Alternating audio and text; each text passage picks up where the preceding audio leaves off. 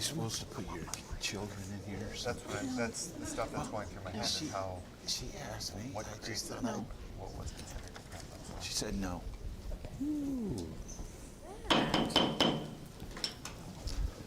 The Linn-Mar School Board regular meeting will be called to order at 5 p.m. in the boardroom of the Learning Resource Center. Please take roll to determine a quorum. Buckholz. Here. Maury. Here. Nelson. Here. Rollinger. Here. Walker. Here. Walt. Here. Weaver. Here, Quorum is present at 5 o'clock. Thank you. I move to adopt the agenda as presented. Second. We have a motion by Clark and a second by Rachel to adopt the agenda. All those in favor? Aye. All those opposed? We have an agenda. All right, we are going to kick off tonight with a special recognition. Tonight we have Cheryl Bass, our college career transition counselor, along with some students, and she's going to share some recognition for 5 students who are graduating from the University of Iowa Labor Center Pre-Apprenticeship Program. We also have special guest. I will let Cheryl introduce because now there's a new person sitting over there that I didn't meet. So Thank you so much for having us. As I was walking in, I told Officer Dobbs this really isn't anything that I did beyond communicating this opportunity for our students. So what happened was I've found out about the University of Iowa Labor Center's Quality Pre-Apprenticeship Program this fall, and then sent out information for our students to get signed up for that. So Paul Iverson is actually here from the University of Iowa's Labor Center to talk about the program just briefly. And then we had 5 students go through that program between February 5th and March 10th. And so we have 3 seniors who completed the program. I have Zach Huber and Blake Pettit here, and 2 juniors, and Andrew Oakley is here tonight. Blake and Zach were hired by the laborers, and so Joey Prepara will be here to talk a little bit about what this means to his apprenticeship program. So I'll turn it over to Paul just to give you guys a little bit of a rundown of the program. Well, thank you. The University of Iowa Labor Center does research and education for workers around the state. And so we do a lot of education for community groups, churches, all sorts of groups where workers are present, and for unions. And so we have a lot of, we have connections with people in a number of different communities.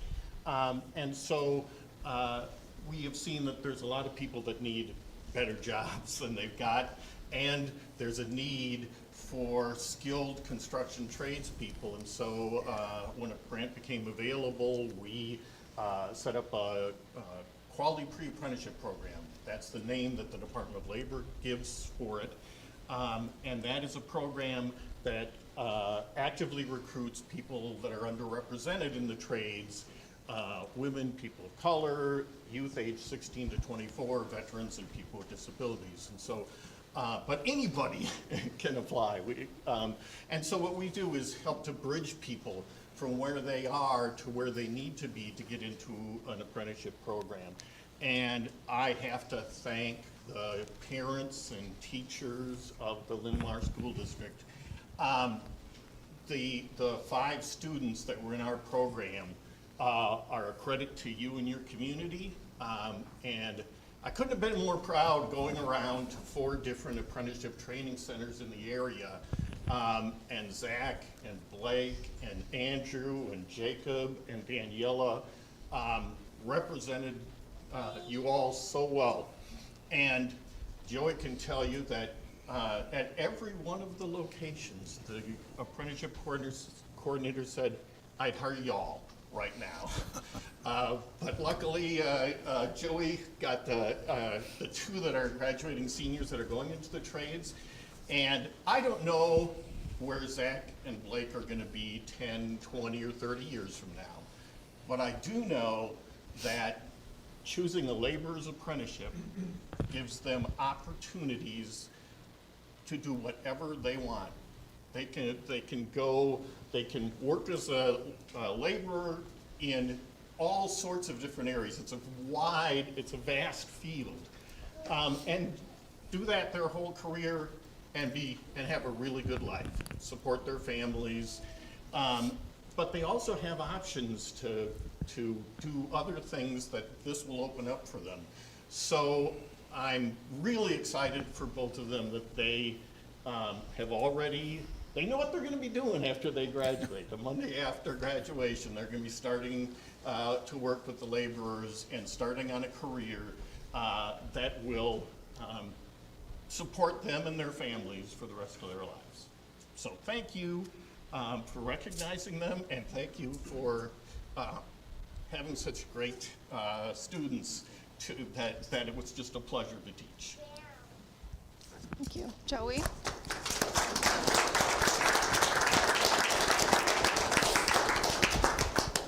Well, after he said all that, I don't know what's left for me to say. Well, my name's Joey Pura. I'm the apprenticeship coordinator and the instructor for the Laborers Union here in Eastern Iowa. We're statewide and we're also international. I myself have my kids are here at Linn-Mar. My daughter's a sophomore and my son is in 5th grade over at Hazel Point. I coach football here through Linn-Mar Sports. I've been doing that going on my 4th year now, and also help with baseball. So I know quite a few people here in the community, and I love it a lot. And with this whole situation with those two, it really felt good the day they came walking into my facility. To get a union guy to go in on a Saturday, and there's no double time or overtime, time and a half. I did it for Paul, right? Well, as soon as they started talking, they said that they were from Linn-Mar. That kind of really intrigued me. So I took them outside. I let them play with the skid loader.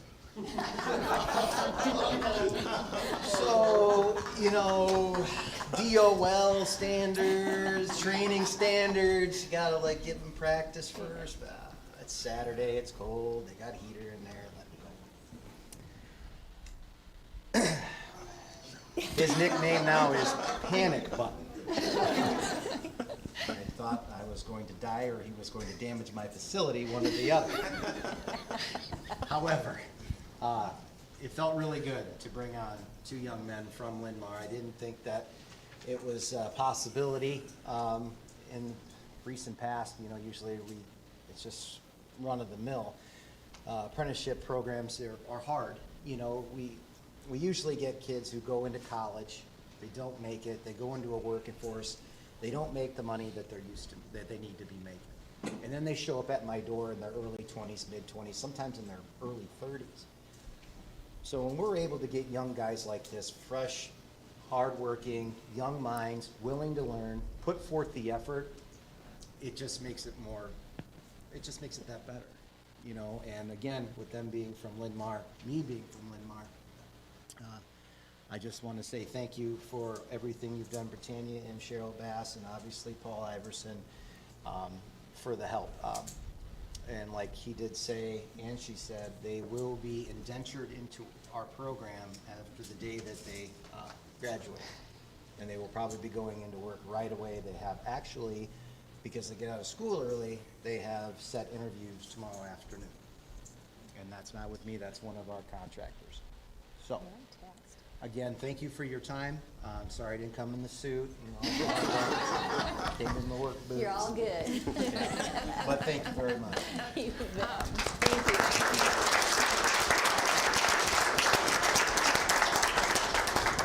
It's not that we wouldn't love to hear from you 2 more, but really we want to bring our students up and say congratulations on your accomplishments. If you want to come on out here, we'll recognize you properly. And at some point, we want to hear about the skid loader, because that has to do it.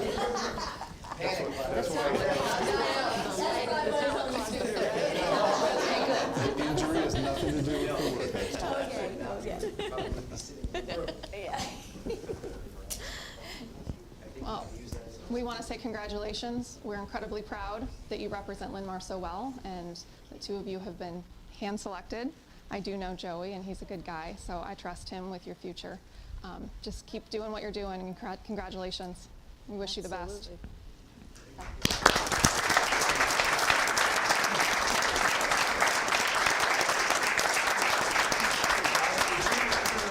face that camera so Say hi to the our camera. patrons of our district can. Wave, say hello.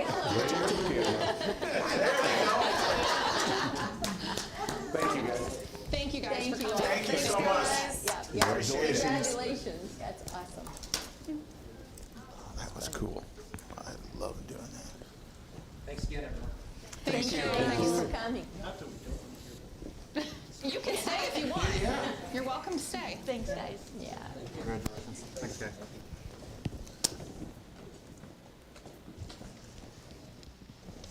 All right. All right, next up on our agenda, we have a public hearing. It's actually two topics, so two public hearings. Public hearing will be held on the fiscal year 2023 certified budget and the proposed issuance and sale of our SAVE refunding bonds. Is anyone here to speak on either of these two items for our public hearing?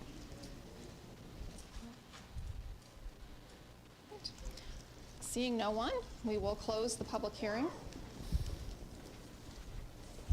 Next, we have audience communications. At this time, I will call those who have signed up to the podium in the order that you are signed up. The board will receive and acknowledge comments, but will not engage in a dialogue with the speaker because of the set agenda for this meeting. Remarks are limited to 3 minutes per speaker and should be presented in a respectful manner. For additional information on audience participation during board meetings, you can visit policy 204.9 on our website. Thank you. All right, first up, we have John Kruger.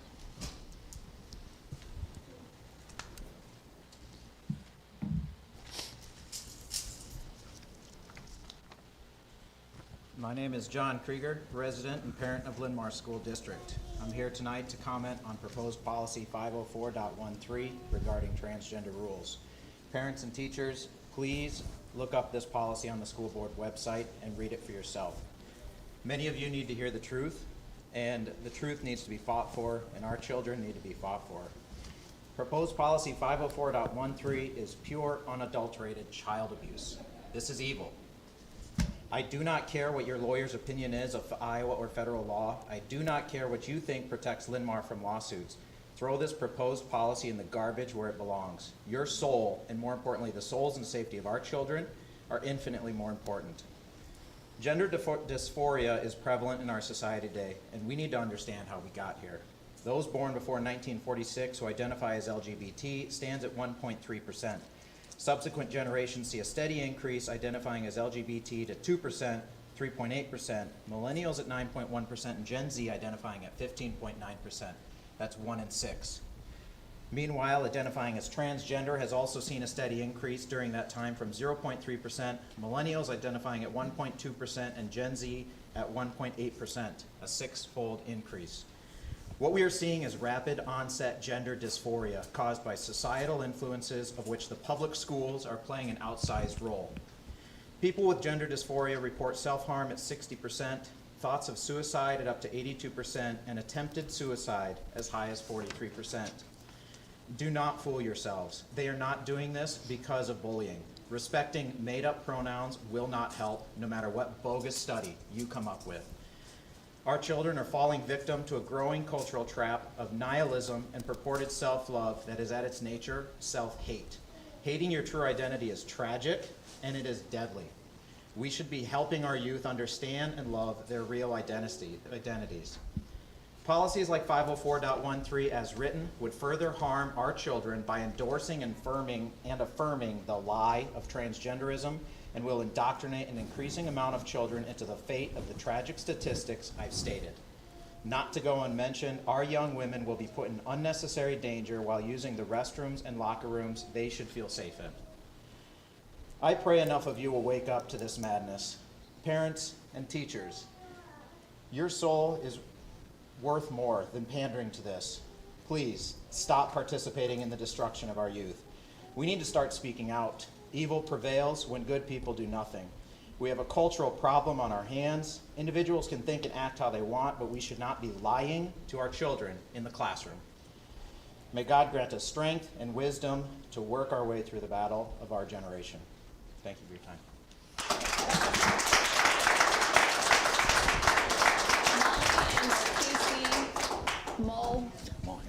Mulheron.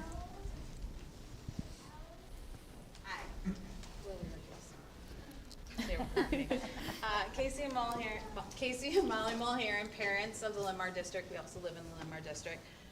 The first thing we want to say is just thank you. We know the time you put in, and we truly appreciate you guys, so we wanted to say thank you. And because we have a captive audience, we want to also give a little shout out to Novak and Boulder Peak staff that have worked with our son.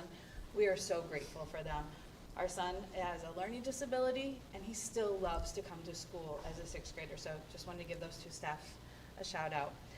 The reason we're here is that we feel recently that the varsity sports are kind of overreaching into our youth sports that parents are paying for. An example of this is our youth basketball program. Our son has played for the past 4 years. Case has been the coach along with 3 other coaches. We've set up, or the coaches, not we, registered for tournaments, paid for the tournaments, set up gym times through the gym, or through the school district. This year with the academy, in order to play for Linn-Mar, in order to have gym space, we had to go through the academy, and just the boys, not the girls. It cost us, just us, $200 per player more this year to play through the academy than it did the previous year, and we got nothing more.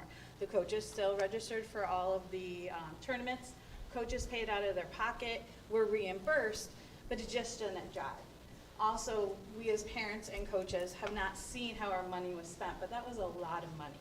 And we're concerned that next year, if we don't play through the academy, we can't be a Linn-Mar team, and we can't have access to the gym that our tax money is paying for.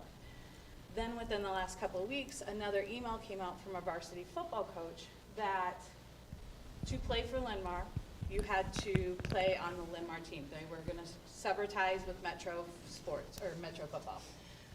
To us, that's not fair. As parents, we pay the bill for the youth sports. It's not paid through the schools. We would like to see a separation of that. An option, make Linn-Mar an option, whatever programs they wanna set up, an option, but not if you wanna be Linn-Mar, you have to go through our programs. You have to pay this. To us, that just doesn't seem fair. Like I said, the parents are flipping the bills for the youth sports, and our tax money is also paying part of the varsity teams. We would like to see a separation between it and still have access, if we choose not to play in the academy, to have access to the gyms. Did I hit everything? Thank you for your time. Thank you for letting us have the opportunity to just kind of voice our frustration and look for a solution to this. Thank you. Amanda Pierce Snyder.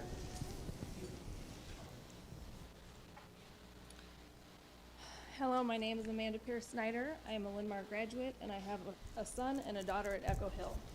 I am here to share my thoughts on Code 504.13-R that is being proposed. I am appalled at the lack of respect this board has for the female population in the school. The policy states, with respect to restrooms, locker rooms, and/or changing facilities, students shall have access to facilities that correspond with their gender identity. Buildings may maintain separate restrooms, locker rooms, and changing facilities for males and female students, provided they allow students access to them based on their gender identity. No student shall be required to use all gender or secure access restroom, a nurse's restroom, a privacy partition or curtain, or an all-gender locker room because they are transgender, gender conforming, or questioning their identity. Access to restrooms and locker rooms for non-binary students and students questioning their gender will be determined on a case-to-case basis while providing students with the option that allow them to feel the safest and most included. This policy also states students shall be allowed to room with other students who share the same gender identity and where they feel the most safe and included. Building administration shall work with the student to determine the accommodations that will be provided based on particular circumstances of the trip. Overnight accommodations shall be arranged and provided in a manner that respects the student's desire of confidentiality. Building administration and/or staff shall not notify parents of other students regarding trans or gender nonconforming students' housing accommodations. I would like to know where the consideration for the female students' safety and comfort is. Where does that fit in here? Because what makes them feel most included? Because the more you push this on her, the more she will have to decide what she wants to do versus where she feels safest. The results of your district climate survey recently showed that 67% of the female population felt physically safe always or most of the time. 67%. Do you think this is going to help that population? Because I don't. I don't care about the color of a person's skin, their ethnicity, their gender, gender identity, or their sexual orientation, which has no place in school. I don't care about any of this. Everybody reserves respect. I get that. But you are no longer showing respect to all of your students. Some of you on this board have daughters, and you may be okay with them sharing restrooms, locker rooms, and hotel rooms with biological males, but I am not.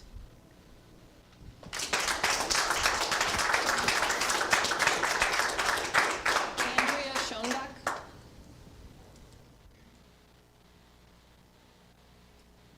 Hi, my name is Andrea Schoenbeck.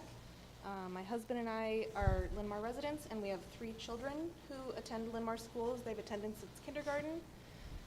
We have a freshman, an 8th grader at Oak Ridge, and a 5th grader at Hazel Point. I'm here tonight to address an issue that's important not only to me and my family, but to other community members. We recently completed the process of applying for a foreign exchange student. We were really excited about the opportunity. My husband and I have spent many years overseas. He was in the Air Force for 25 years, and we loved getting to know the culture and experience those experiences. However, right now our only barrier is that Linn-Mar is not allowing them for next year. We were able to meet Samuel from Slovakia, who was assigned to us, and we learned that that policy has not been updated since the pandemic. We were aware that, you know, things are still happening, but the schools are allowing visitors, volunteers. There's no mask mandate in the schools. Social distancing has been kind of eased up a bit, and we know that this has all been, these decisions have been made with the benefit of students in mind, and we really feel like this has been overlooked, that it wasn't intentional. I also have spoken with other school districts in the area, Cedar Rapids schools, Marion Independent Schools, Clear Creek Amana, Vinton Shellsburg, Benton Community, Springville, all just from our representative. She has told us that all school districts in southeast Iowa and in the Des Moines area, those are all allowing foreign exchange students for the next year. I tried to reach out to College Community. I did not hear a response from them yet. So we were just asking that this policy be revisited. We'd really like the opportunity to share our home with someone and to learn from them and have them learn from us, and really be able to show our pride in Linn-Mar. Our kids have had an excellent experience in the school. We've been very proud to have our kids here, and we just would like to share that with others. So thank you.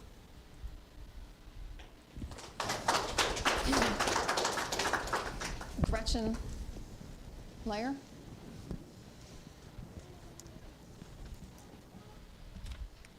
Good evening. My name is Gretchen Lawyer, and I am a member of Marion Advocates for Racial Equity, and also an educational advocate myself. And I am here to speak. First of all, I wanted to share my appreciation for the school district's support of the student-led walkout that was on April 1st, that brought attention to the need for students to advocate for their identities and for their sense of belonging. And also, I wanted to share my support for the proposed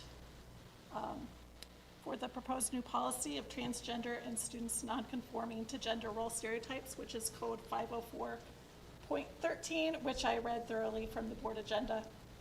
This policy helps ensure the safety of trans students and students who do not conform to the stereotypical gender roles, and this policy will help reinforce the Linn-Mar district's commitment to diversity, equity, inclusion, and access. It's another step towards fostering a greater sense of belonging for all students.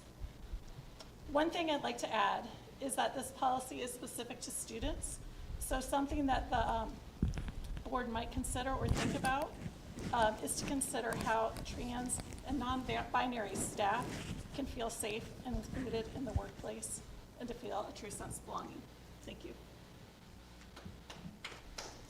Ralph Kendrick.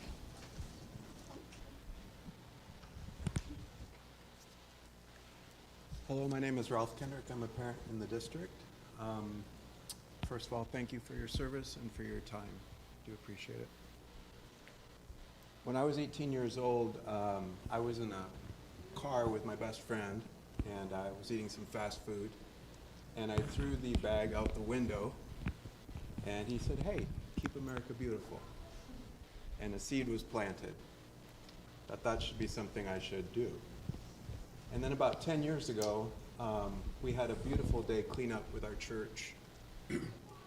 And a lot of us went to an inner city park, and we picked up all the trash. And I got carried away, and I just kept going into the neighborhood, and I did it for a couple hours. And that planted another seed for me. And I've always wanted to do a cleanup as a community. And so I'm here advertising a community cleanup of our schools on April 23rd from 10 a.m. to 11:30, which is the day after Earth Day. We have about 40 volunteers so far, but we would like to do it at all 12 of our schools. And we anticipate we would need about 80 more, or a total of 10 at each school. Right now, we do not have any volunteers at Echo Hill, Novak, Wilkins, Indian Creek, or Westfield. So I think as a parent, you know, I've planted a lot of seeds with my kids. Hopefully most of them are good. I'm sure not all of them are. But I think it's important to not only believe in something and say you believe in something, but also to act. And I think your kids connect those dots when you say something and then you follow through. So this is a great opportunity for parents to not only say that they believe that it's important to protect our earth and pick up trash and all the things that go with that, but to demonstrate it as a family. And so if we had 20 families of 4, we could hit this goal, and I have faith that we will get there. There is a Facebook page called It's a Beautiful Day to Clean Up Linn-Mar Grounds. And if you just go to Facebook and type in Beautiful Day Linn-Mar or Clean Up Linn-Mar, you will find this event page, which will lead you to a Sign Up Genius page where you can say, I have 3 people from my family, we're going to be at Wilkins. So we're encouraging everyone to do that by April 21st, again, 2 days ahead of the event, so that we can make a plan. We have a volunteer that is going to provide some trash bags and some gloves for all the schools, so we kind of need to know where that volunteer needs to get these items. We also have that same volunteer that is going to pick up all the trash. So really all you need to do is show up. We're just asking for 90 minutes. You might be done in 30 minutes. And maybe your family will get excited like I did. I know that's kind of weird. And just go take it into the neighborhood and just keep going. That's time. Okay, so thank you. If you want to link to that or share that or be interested in that on Facebook, that will all help us. Thank you. Mindy Welderbach.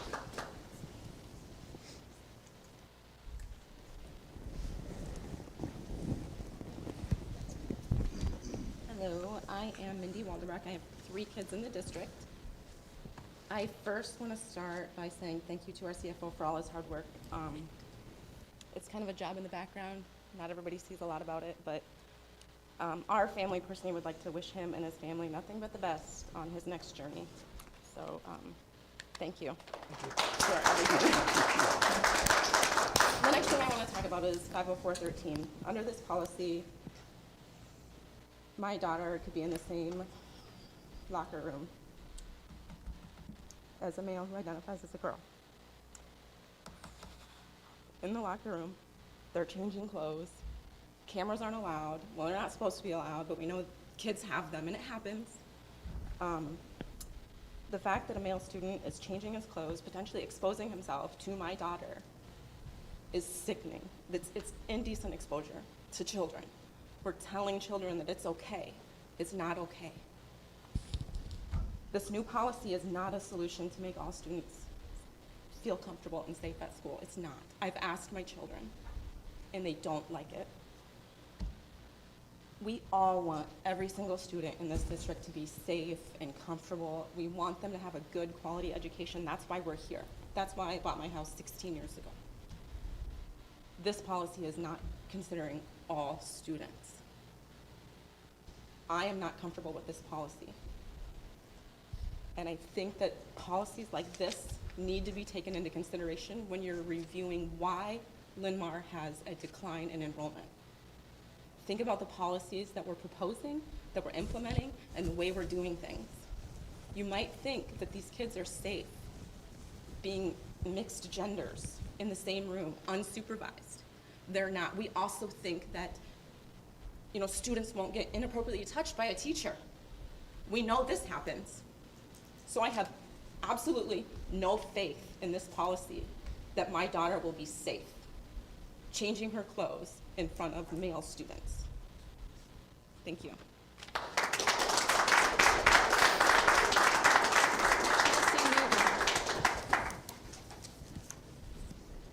Chelsea Newton.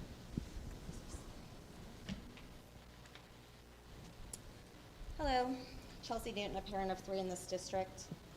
My husband and I thought we had time, and sadly it seems we are wrong. Our exit plan from this district, if things continue down the pathway which Linn-Mar has been heading for quite some time, was to get our children out of here by middle school age and placed into private schooling.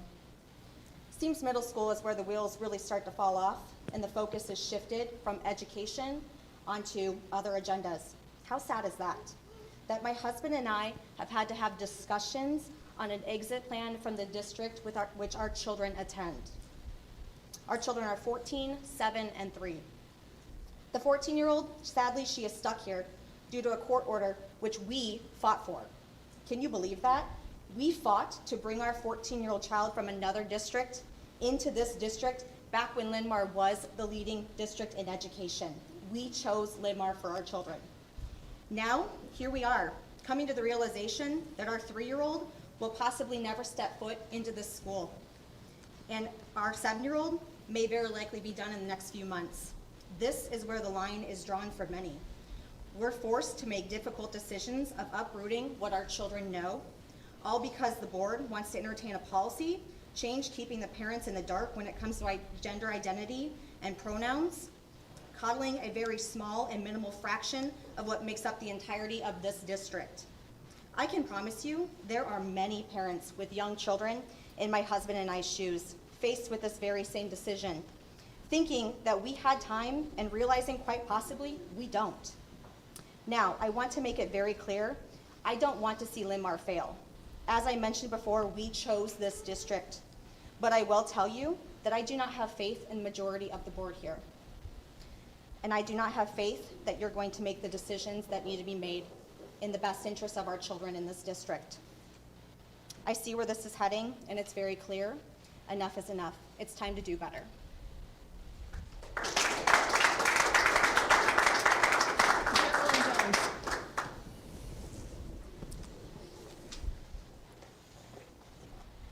Maybe move those a little farther apart. Okay, Geraldine Jones here. I have 2 children, one about to be in the district and one currently. This policy that you are about to talk about tonight goes a lot deeper than just addressing transgender students that can utilize the same gender-specific facilities that they identify as. You say in this policy that the students can essentially identify as who they want to be without the requirement of telling their parents. You're building trust with that student. If that student is in trouble, in need of medical attention, or worse, something tragic happens, is the school going to assume liability? If this policy is adopted, it drives a wedge between the students and their parents. The school should encourage that student and parent relationship, not defy it. Before adopting this policy, I want the board to genuinely look into the mental health studies that surround transgenderism. Look specifically at the high risk of suicidal behaviors, psychiatric morbidity, and the conviction rate. After looking at these studies, you'll see that this is more of a health crisis amongst our youth than a political ideology of acceptance. If this policy is adopted, you as board members are enabling this mental health crisis rather than preventing it. Before adopting this policy, I want you to consider this across the whole district. This policy recommendation states that 7th grade and above. What happens when one of those students goes to an event of a younger siblings at an elementary school? Will a biological male be using the same restroom as my female kindergartner? If this policy is adopted, you'll be impacting far more families than those leading this policy. Before adopting this policy, consider your position as a parent. What if the school board implemented a policy that encouraged your child to identify as who and whatever they wanted to be, and made sure to mention that they don't have to tell their parents? Would you be okay with a school administrator telling your child not to come to you? If this policy is adopted, this would not solve any problems, but instead create more. Before adopting this policy, talk to the teachers about the position that this puts them in, going to the bathroom with their students. Why are we drafting and adopting policy, but when policy is broken, there's no accountability? It's very apparent, some of you sitting here don't approve of our governor, and the policy being recommended is coming directly from those individuals.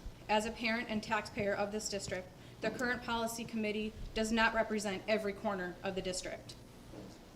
If they did, this policy recommendation would have never made it to the agenda tonight, in which case we need to reevaluate who is making these policy suggestions, recommendations, or changes. If this policy is adopted, my 2 children will no longer be considered Linn-Mar Lions. Genuinely think about the whole district before implementing this policy. Thank you.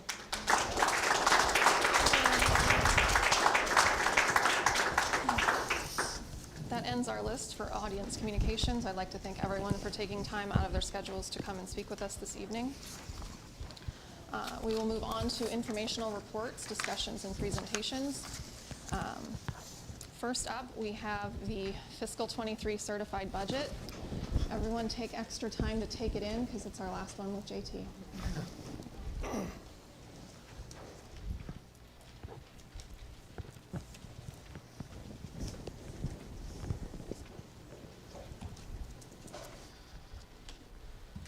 Yeah, it's kind of a bittersweet moment for me, I guess.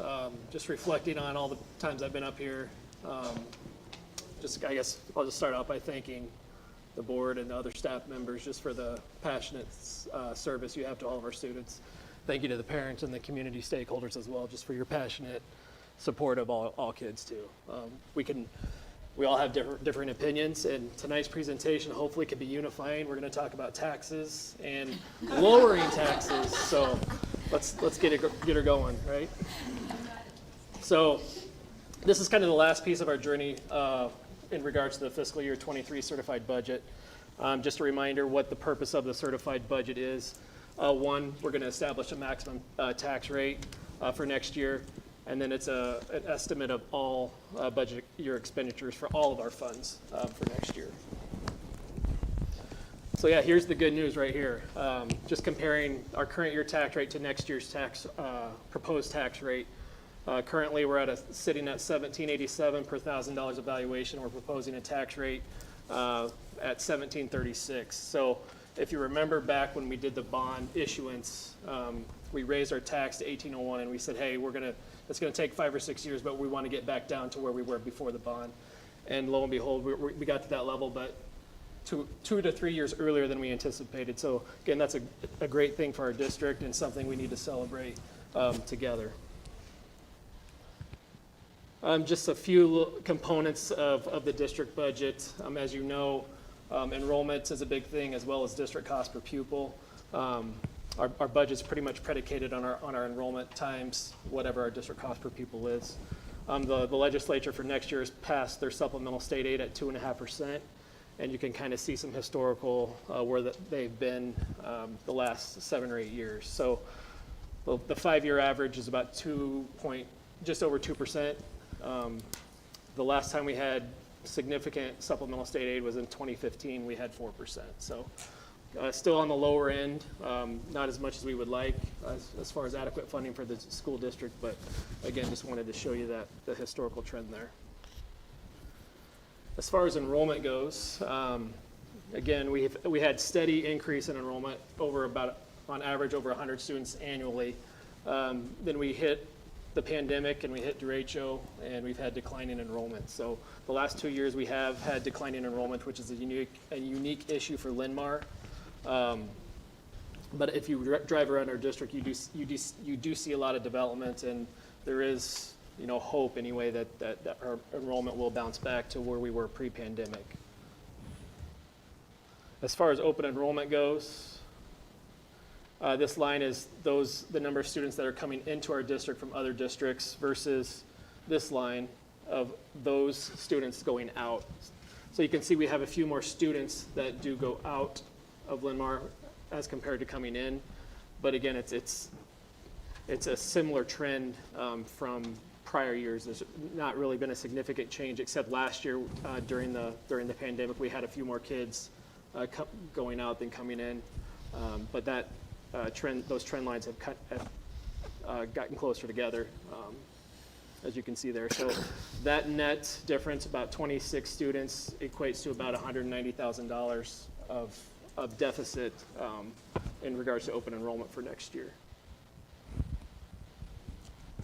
As far as breaking down the general fund for next year, you can see most of our revenue does come from the state, about 57% of that, 31% property tax, and then that yellow bar is that federal money. We're still, next year we'll be receiving ESSER money, so it's about 5% total revenue. In most years that federal money is between 2 and 3, so you can see federal money increased the last 2 years as compared to prior years. And then the other local revenue, 8%, that's going to be revenue such as our open enrollment dollars, student fees, things of that nature that go into that green piece of the pie.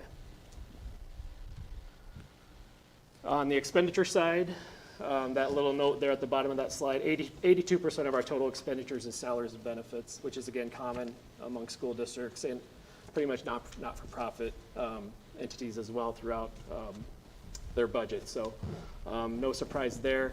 When you break down into the different categories, instruction makes sense, is going to be our biggest piece of the pie. That's going to be our teachers, our instructors, things that go into that. Our paraprofessionals and student aides are going to make up that big piece of the pie. Student staff support, that's going to be like our counselors, our media specialists. It's going to be like our teacher leadership program. General administration is going to be board and superintendent expenses, building administration, principals, and their building budgets. Business administration is going to be like business services, human resources. Operations and maintenance is going to be buildings and grounds, utilities, things of that nature that go into the costs of overhead for buildings. Transportation, self-explanatory. And then AEA support, we've talked a little bit about that in the past. It's essentially just a journal entry that is an in and out for our district, but it's about 4% of our budget that actually goes to the AEA. If I'm going too fast, feel free to stop me if you have questions. Again, this is your last chance. So when we talk about the levy specifically, we've got the general fund portion, we've got the PEPL portion, management fund, Pearl, and then debt service. So just looking here just at the general fund levy, why did that decrease by 91 cents? A lot of that is because the legislature is really focused on taking away property tax dollars and shifting that more to state foundation. So those bullet points up there, you can see they shifted the state foundation percent from 87.5% to 88.4%. They have a foundation supplemental of $5 times what our weighted enrollment is. So that's a newer funding stream. And then they have some other mechanisms in the formula that help property poor districts like us to take away some of the property tax burden. So a lot of that is paid through sales tax and things, which goes into these different funds. So again, that's a lot of the reason why we had a decrease in the general fund portion of our levy. As far as management fund goes, recommending that we do increase that by 50 cents. No surprise here either. Our insurance premiums have gone up. I mean, we've had obviously the derecho and other things that have taken a toll on our premiums. So we saw an increase about 20% last year. We're anticipating another probably 15 and 20% increase in our property and casualty insurance alone. And then as we talked to early separation, that's likely going to be on the board agenda, in the next few months to possibly approve that. So that early separation would be paid through the management fund dollars. So that's again anticipating that those possible expenditures coming through.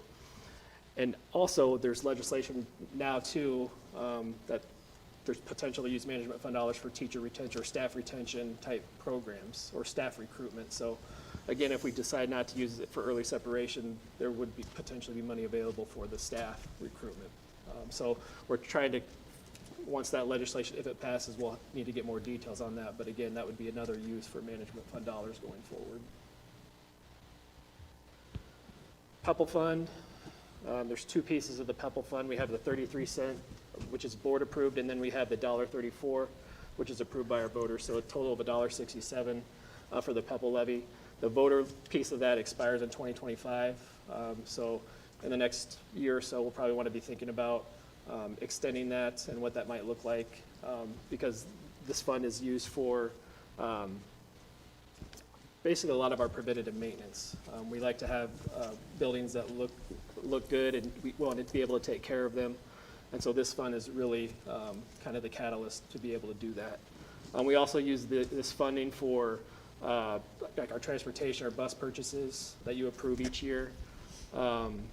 We're also, in about 5 years ago, I guess it's been 6 or 7 years ago now, but we did a high school renovation. We actually borrowed some money against PEPL to complete that project. So those notes will be paid off by the time that the 2025 year comes around.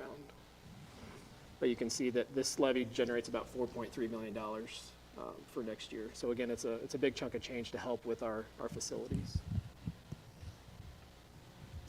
Pearl, it's somewhat unique levy. I think only about 25 districts throughout the state actually have this. This was voter approved a long time ago. I don't even know what year it was, but it doesn't require future extensions. Once voters approve it, it's there, it can be used. It's 13.5 cents per $1,000 evaluation. It's expected to generate $330,000, and it can be used for like public spaces, our playgrounds. We use it for our track at Oak Ridge, for example. That's kind of the latest big expenditure. We're talking about tennis court project coming up, so we potentially use a portion of Pearl to help pay for that project. So, and then you can use these funds for community education as well. Debt service decreased by 10 cents. This levy is driven by our general obligation debt. So again, way back in 2018 when we approved the bond, we added some general obligation debt to our books. So this tax levy helps to pay off the principal and interest for those particular issuances. So here's the summary. Again, you can see the total dollar amount that we're proposing for each component of the levy, and then the rate. Again, 1736 total rate. When we think about, well, who has control over our levy rate? A lot of people think that the board has sole control over what the tax rate's going to be, which is actually not the case. Only 29% the board has really decision power over what that levy is going to be. So like cash reserve levy, again, we talked about the board PEPL, a management fund, things like that is what the board has control over. Voters have about 22% control. So again, voted PEPL, Pearl, debt service, those are all voter-driven components of our tax levy. And then the foundation formula actually consists of about almost half of what our tax levy is going to be. So really no control from voters or board on that particular area. So again, most of our tax levies state-driven. We are considered property poor, which we've talked about in the past, meaning our taxable valuation per pupil is on the lower end when we compare it to districts across the state. Here's just a picture of our property tax levy trend over the last 10 or so years. Again, you can see it jumped from 1737 to 1801. That was because of the bond issuance. And then we have, again, started to lower that levy. But again, this next year, 1736, we're getting back down to that level we were pre-bond. So again, great news for Linn-Mar. That hopefully, again, we can all be excited about that. I don't usually bring any good news, so let's relish this one. So it's actually a good one for me to go out on, I'm feeling like. When we compare our levy to other districts here in the metro, what's different about Linn-Mar as compared to, say, Marion and Cedar Rapids, we don't have any income surtax. They do, so like Marion, you can see they have a 2% income tax cert an income surtax rate, and then Cedar Rapids has 5%. So what does that mean? It means that some of their revenue, they have a portion of income surtax that offsets their property tax. If they didn't have the income surtax, you can see Cedar Rapids' total levy would actually be $1.35 higher, and then Marion's would actually be 53 cents higher than their $18, which tax levy. And then down at the bottom in the blue, like I just mentioned, our property tax, or our taxable valuation per student is on the lower end. Marion and Linn-Mar both are considered property poor in the eyes of the foundation formula. So our rates tend to be higher because of that. So next steps with our budget, we already had the public hearing. There's an action item here coming up that would ask the board to approve the proposed budget for fiscal year 2023. And assuming that happens, it's my job to file that budget with the county auditor and the Department of Management by April 15th. Questions? Can I make a quick comment, JT? Sure. We, what most of us didn't understand, don't understand, is that you talked about how poor we are per student, per se. And most of our taxable revenue comes from many sources, but more so residential than commercial. And this week I received, and I'm not going to name the business because I don't want people to get upset, but we had a business that appealed the valuation of their property.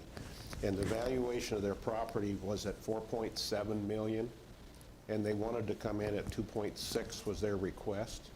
And the challenge that we have as a city, this is the city doing that, because probably 35% of our students come from Cedar Rapids addresses, and then a number of our, around the Lindale Mall and all of that is part of our district too.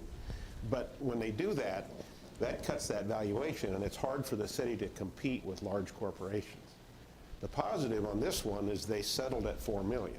So it's still $7 million lower. So it didn't go to a board or equalization or anything. They just got together in a smoke-filled room and said, we're going to settle at $4 million, and they both agreed. Yep.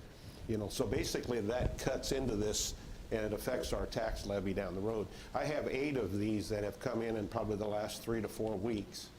And I just want to share that with everybody involved, because once again, we don't have complete control. JT is doing everything in his power to keep that levy where it's at, and we're competitive with other districts around the area, contrary to what we hear sometimes. But I just thought I'd share that with the group too. Yeah, That's really helpful information, thank you. And it's the same businesses that appeal every year. And like to your point, they usually have in-house legal that can help with that process. JT? Yes, sir. With Prospect Meadows and the whole area out there on Highway 13 and 151, which is in the Linn-Mar district, and you have the TIF program, is there some way you could maybe give us when that TIF runs out and those dollars that are generated in those 2 areas, since they are in the Linn-Mar district, will come back to our school district? Yeah, I don't remember the years exactly, Clark. It's usually a 10-year tax abatement for projects like that. But I can tell you, we have about $130 million of TIF property that does impact our tax rate. If we didn't have TIF, our tax rate would be about 30 to 35 cents lower. So I guess consider that too when we're publishing our tax rate. So, yeah. Clark, that's probably a very good question, and it's really hard to get that answer from the city as well. But I think probably in the future, as we move forward, because my understanding the new city manager that we have is very transparent, and he's really flexible and wants to work with us. I really think those are things that we should probably know in the future. We might not get a direct answer, and I'm not saying that against them. I'm just saying because there's a lot of TIF properties that should be falling off one of these days, you would think, unless they extend the TIFs. Yeah. And honestly, Medco's a really good resource for that too, as far as tracking the jobs created with those TIF, because that's part of the incentives for TIF is, hey, how many jobs are going to be created? So, yep. We can't get that information from the city. They would be cooperative on that. It's just, it varies greatly because some projects are about to drop off and some are just being added, and there's a huge range of where they're at in the length of time each time as well. And we do understand there's a need for TIF to help the community grow, which in long term helps us as a district, but we don't see that short term benefit as quickly as we'd like to see it. Any other questions? Come on, keep asking questions. Hey, It's been no, here longer. I counted to 5 in my head. We're done. No Hey, again, questions. thank you very much. No It's been a questions, but great, a thank you. thank To you. you, JT. It's been an honor to serve in this district for the last 9 years, so I do appreciate everything from the board, other staff. Again, everybody's passion is for all students, and that's what matters, so thank you very much. Thanks, JT. Thanks, JT. Thank you.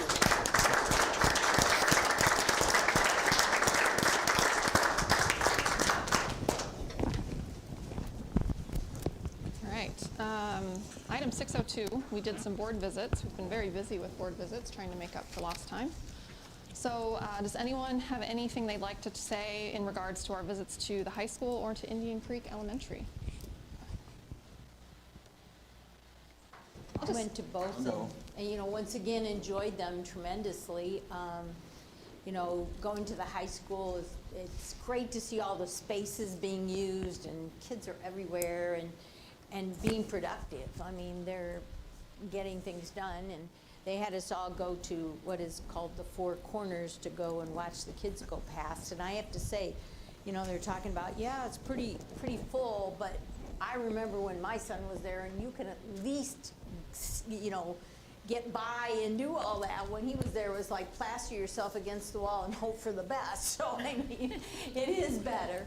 And as far as Indian Creek, you know, I guess that's my love, the little ones. And, you know, we saw great things happening and lots of things with math, which is fun to see the kids being enthusiastic about doing math and doing things with it. And just, you know, the people, again, in both places were wonderful to talk with, and thank you for all you do.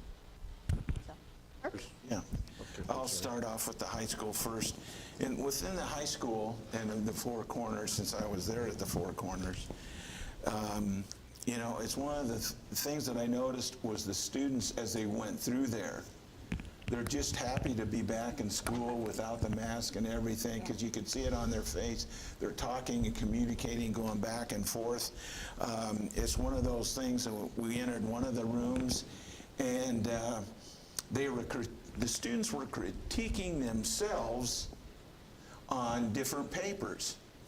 And a lot of them did choose to critique a friend, but then I suggested that why did you do that? And they said, well, sometimes it's easier to take a criticism from a friend or a fellow student, and they're critiquing this piece to make mine better. And, you know, sometimes the teacher doesn't have time to critique every single one. And that was pretty impressive, extremely impressive on my part. And I did ask one of them, hey, is your friend giving you a little grease in your palms to get a good evaluation? And they just laughed, so it's nice that they have a sense of humor. The next thing is they had just finished an algebra class, and they had three students that were coming in. They were going to get their assessment the next day, but they were getting extra help with their algebra, and they came in.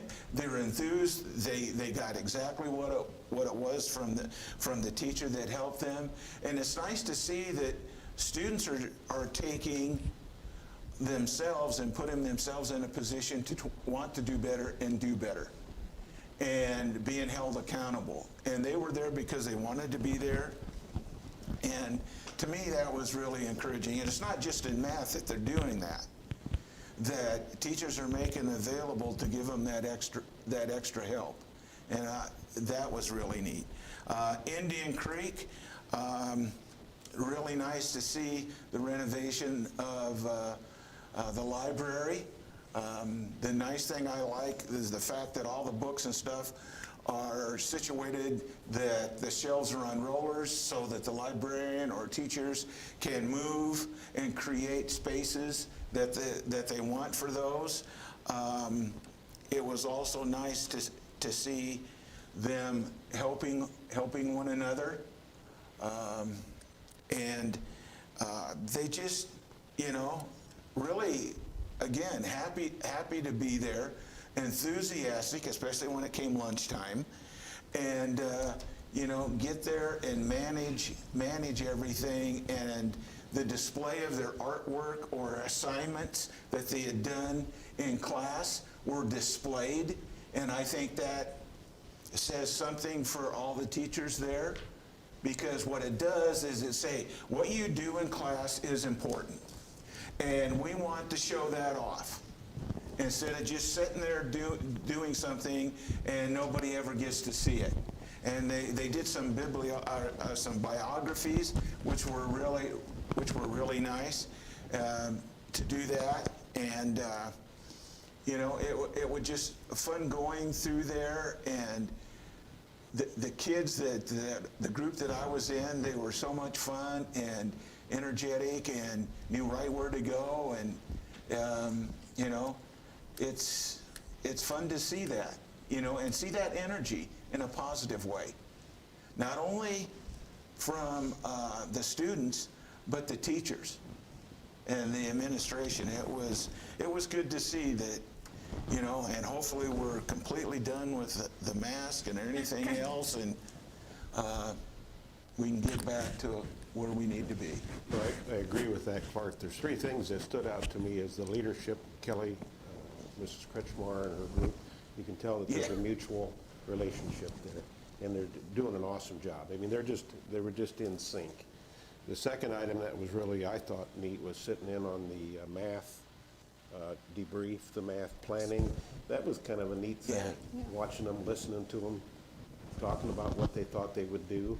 You know, we're not aware sometimes what some of these off periods are all about and what they're really doing in there. Well, they're spending a lot of time just to get ready for moving forward. Then, of course, the last one, which is always real humbling, is the special ed room. To see the passion of the staff and the passion of the youngsters in there too. It was just kind of intriguing. Kind of brings everything to light. So. Rachel, Melissa, Matt? Yeah, so at the high school, we visited the medals room, and it was really fun to see them being able to practice and learn such transferable skills. And you could tell that they were just having such a good time learning how to do things like welding, and their eyes were just lighting up as they were learning how to make these things and bend metal in such cool ways, and like, yeah, let me show you how to do this one, and let me show you how to do this, and they were just having so much fun with it, and they really enjoyed interacting with us and showing us the different things that they were doing. So that was really fun and exciting to be able to be part of, and for them to be able to share their stories of what they're learning how to do and what they want to do with that when they move beyond high school. So that was rewarding to be able to be part of. And then we moved into an AP Calculus class, and that was just amazing to me. I was completely lost the entire time. I had no idea what they were talking about.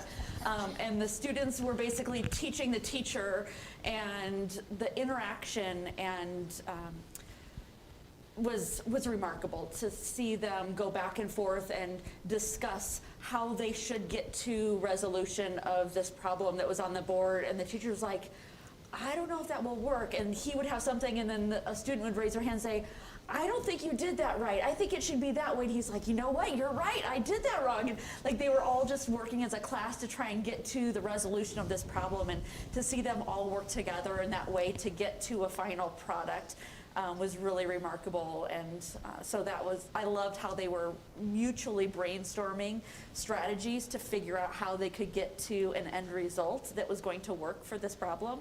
And I was like, I would have had no clue, but I loved that they actually all had ideas that they could share openly and freely. And then at Indian Creek, it's just so fun to see all the little kids just so happy and enjoying school. We got to go into a music class, and again, the word that comes to mind is engaging. They just were having so much fun, and every single kid was eyes on the teacher, and they had something in their hands that they were doing some kind of puzzle with the songs that they were memorizing, and they were all just 100% into it, and were giggling and laughing and clearly just having the time of their life. So it was a both of them were very fun days. Go ahead, Matt. Yeah, Indian Creek was, again, a lot of fun to go through, and I like it when the students are the ones leading us through and showing us what they do throughout the day and what, answering the questions. It shows a lot of what, they're learning as being leaders.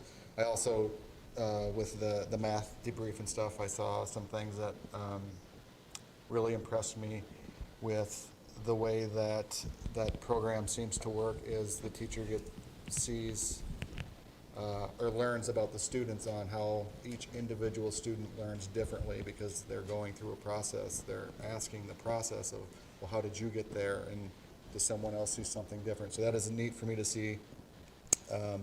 And at the high school, again, it was my first time in the high school, so I really appreciated going through it. The medals room was extremely impressive to me. I think those kinds of skills are going to be very valuable in the future for a lot of students and the community itself. So I was completely impressed by the equipment that is there, the knowledge in that room. After our tour was done, Dr. Gustafson took me on a special nickel tour, I guess, if you want, by myself to show me some other things that I hadn't seen, and I want to, again, extend my appreciation to him for taking the time for doing that. I saw a lot of the rooms that I was really curious about, some special needs rooms, the aquaponics lab, and what they're doing there, some really impressive stuff, and again, I appreciate the extra time he took taking me through. Yeah. I don't want to repeat, what people said. They said a lot of good things. The only thing I'll add is just that, whether it's at high school or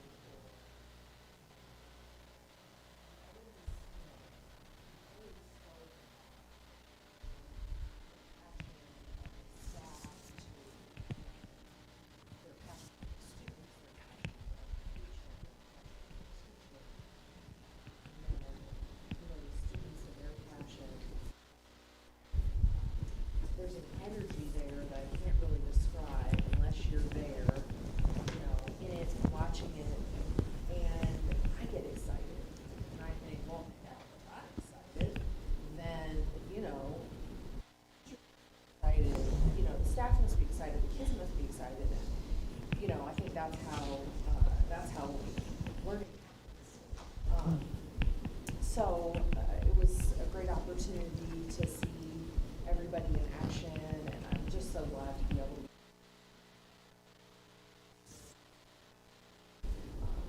just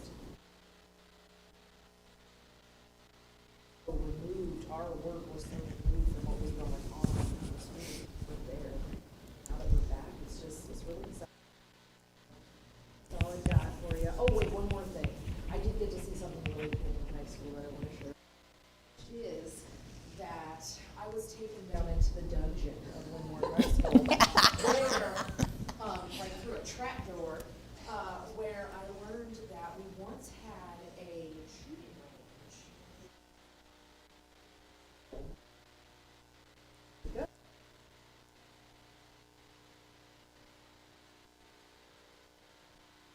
In the basement of Linn-Mar High School. I never knew that, and I doubt many other people do, so I wanted to share. I also saw the trap door.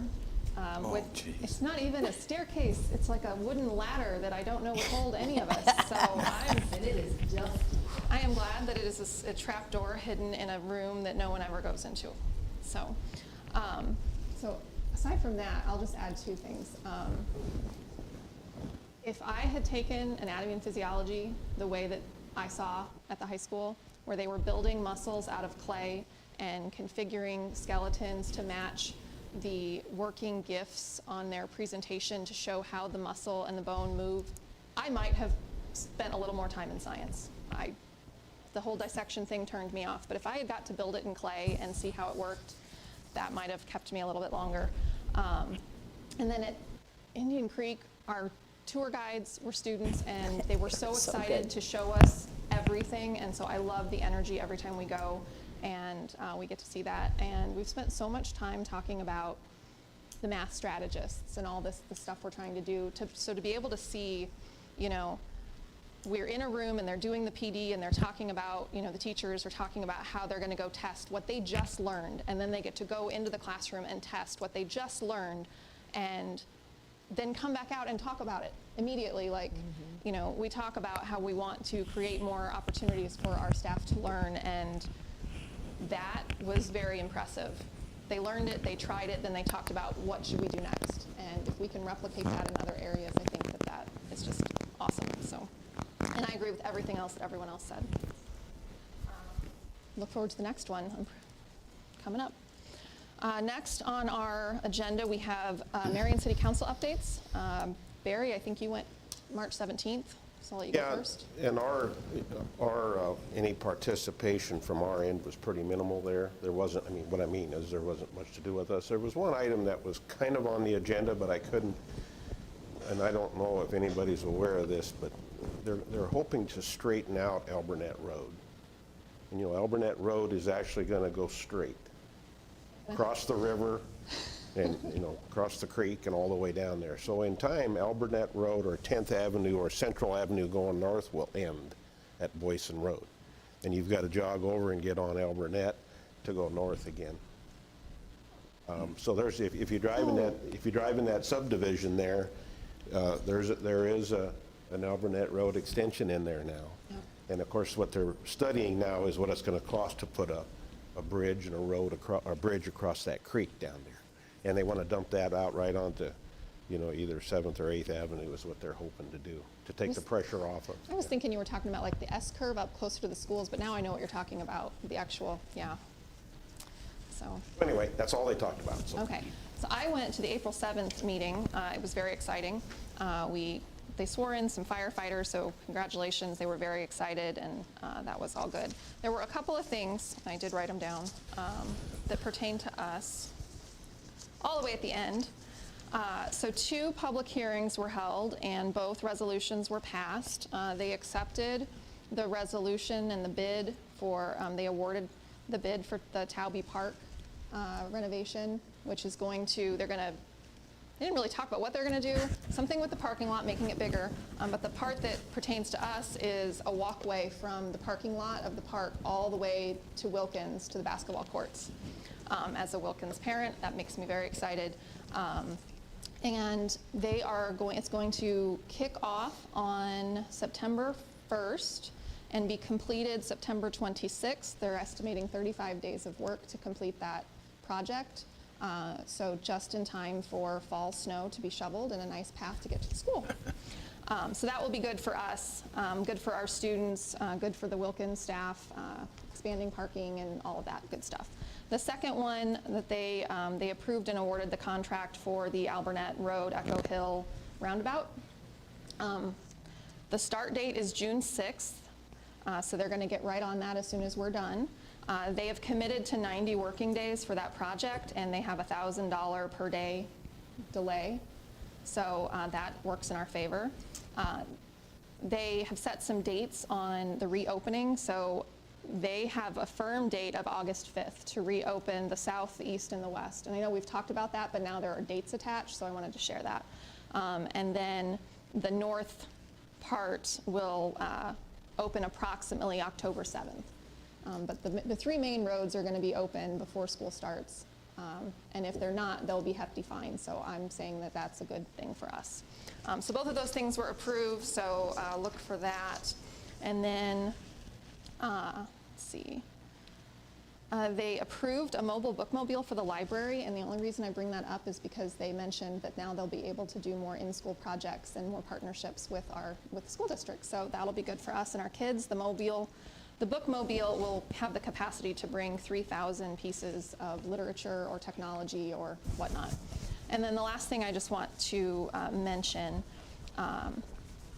they approved a planning committee for the land around the landfill. And they're going to do a long-range plan study for when the landfill closes, expanding Marion city limits and what that whole corner how they're going to use it, what they want to see built out there, if it's residential, if it's business, so they're going to do a land use study. The whole thing should take 18 to 24 months, but the beginning of it will start very soon, and they're applying for a grant. But it's going to be all about addressing the growth of Marion around County Home Road, and that will definitely impact us once they decide what they want to do with that land. So that was my meeting.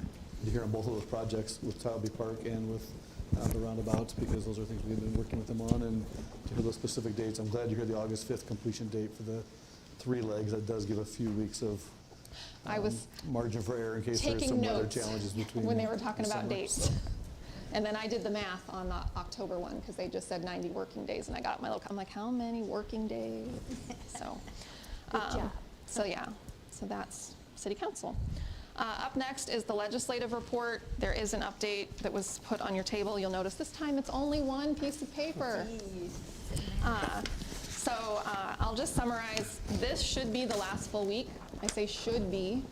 Their per diem ends next Tuesday, so if they want to keep meeting after that, they can, but the state won't pay them to do so. So since it's an election year, it's most likely that they will finish the legislative season session by Tuesday.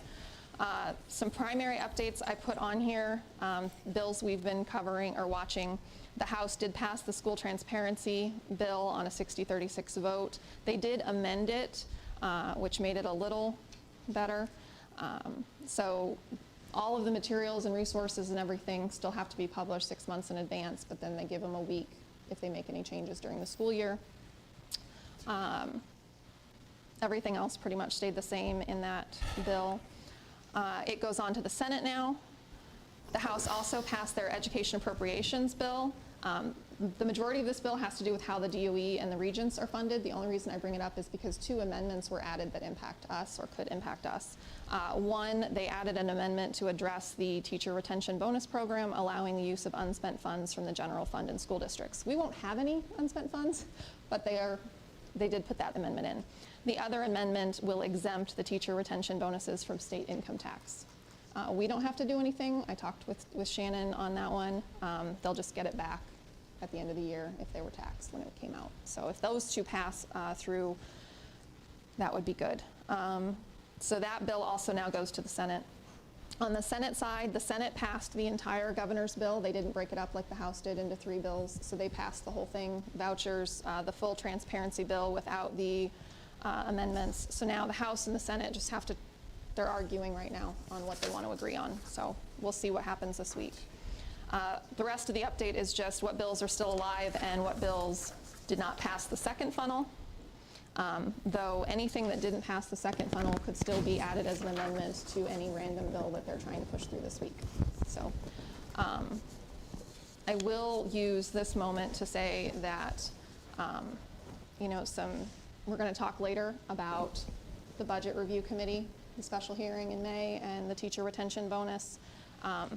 This amendment that I just talked about, when we sent that letter asking the state, asking the governor's office, and asking the DOE to expand the program, we all kind of knew that it wouldn't probably happen. But things that we mentioned in that letter were that we didn't have the spending authority to do that, and that it should be expanded. 2 things happened right after that letter. I'm not saying we get all the credit, because lots of people were advocating, but I want to thank you guys for coming together, because there's a special hearing to increase spending authority, which we're going to talk about later, and that rarely happens.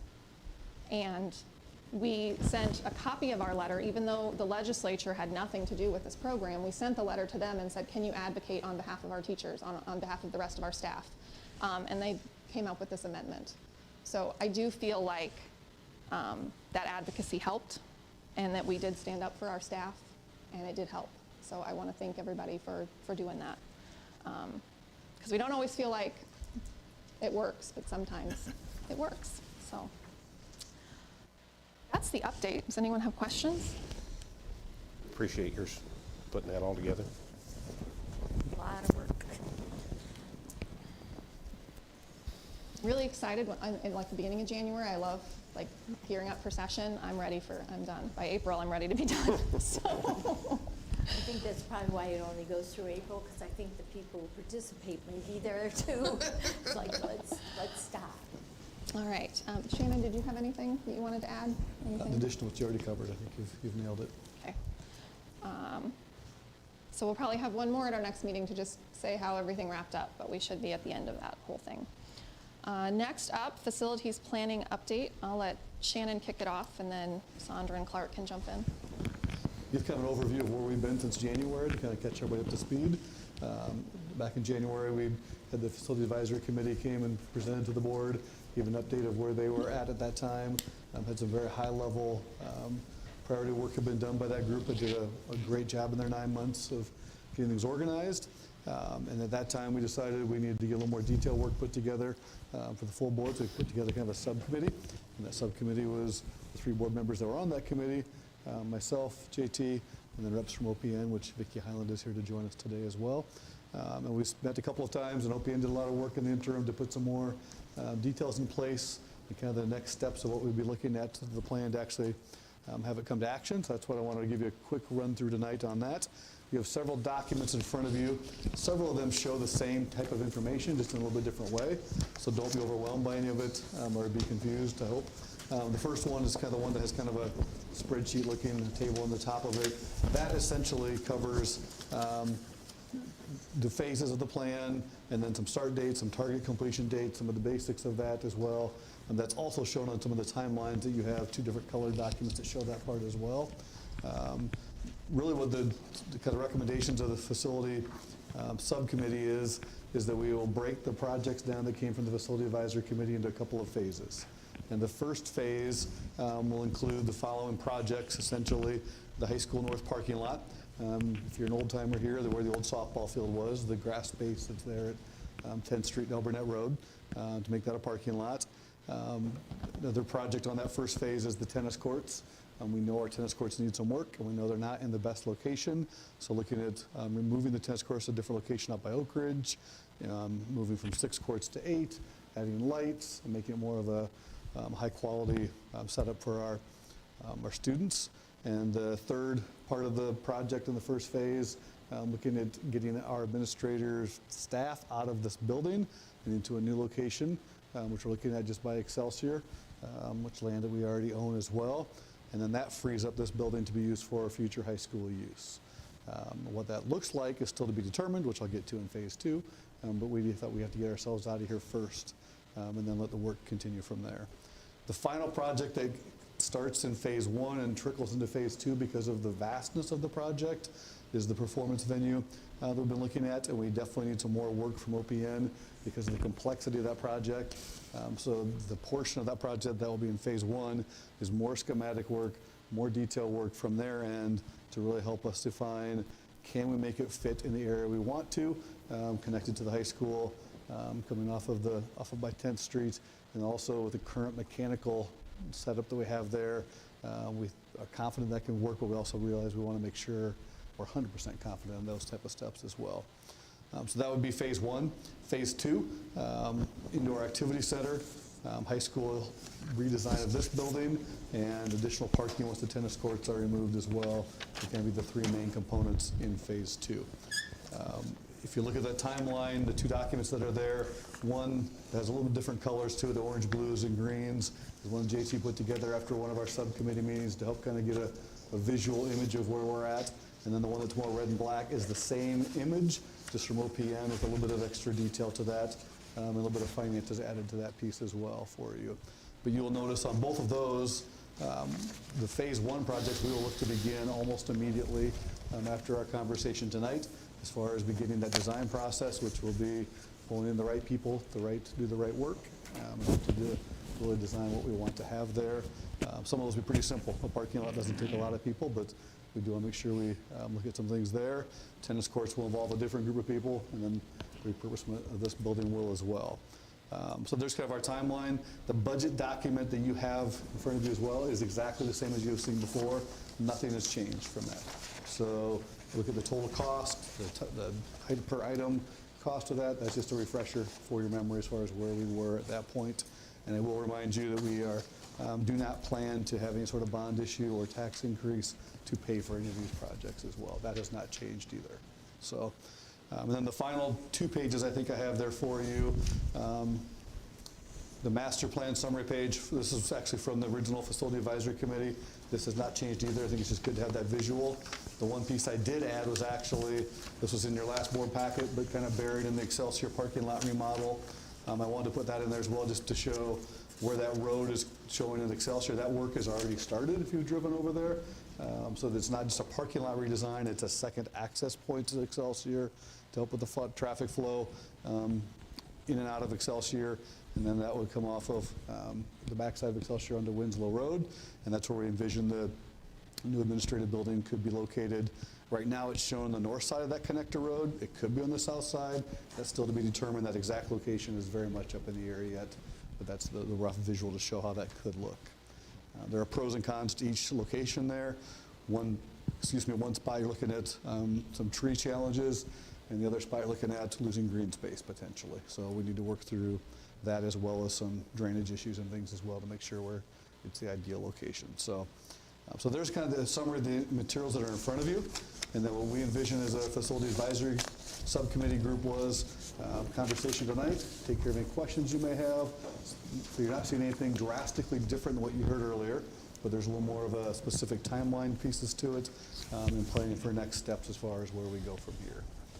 So with that, I will stop and let Clerk Sandra add anything else that I missed from our conversations. You did a great job. well. I'm not sure I can add much more. I think what we tried to do by having these different ways to look at it is some people like this format, some like the timeline with colors, so we've got both of that going on. And if you have any questions, I would say as a board, just contact Shannon. He can talk you through that. We do have Vicki here if we have some specific things that OPN can answer for us, but otherwise, I think it's pretty straightforward. Can I just ask a quick question? Yes, please. Where it says high school extension, are we talking about the That is referencing design this of this building? This building. Okay. We need a better term for Yeah. that. That's just kind of what we started with, and we haven't really I just wanted- I modified that. But yes, that figured- is this building repurposement, whether that's Refurbished, remodel, yeah. is that a Yeah, maybe refurbish, is that a it's- tear that down, might start be. over, is that a hybrid? Yes, that is Okay. exactly what you're looking at there. It's more referencing an extension of high school programming in this building rather than building an extension onto the high school, but it is confusing terminology. So And figure out. the only thing I would add is Shannon said, we're not looking to go to a bond. There's many times confusion with all the different funding buckets. All of these projects would be funded out of revenue streams that can only fund construction projects and athletic projects. So none of this is at all related to the general fund or any of that. So I always think that that's an important distinction to make when talking about facilities, because it's difficult to say our general fund is looking at a deficit, but we're going to build new stuff. It's two different revenue streams that can't be combined. So we can't spend that money on teachers even if we wanted to. We have to, and other staff members, we have to. I always like to remind everybody of that. That's a really good point. And this timeline that has the different colors on there, you'll notice the third column from the left talks about revenue source. You'll see the north parking lot, we're looking at PEPAL funds, which you just heard JT talk about, the use of PEPAL funds, high school tennis courts, potentially look at the Pearl Fund you heard me discuss as far as equipment and recreation, and then also some current SAVE dollars we have, and then the remaining projects will all be funded out of our SAVE funds for the majority, planning purposes anyway. So, Yeah, I appreciate that is listed there, resource, where it comes from. That's good for us to be able to talk with knowledge also. Appreciate that. Questions do you guys have? I just have one. Here. correct.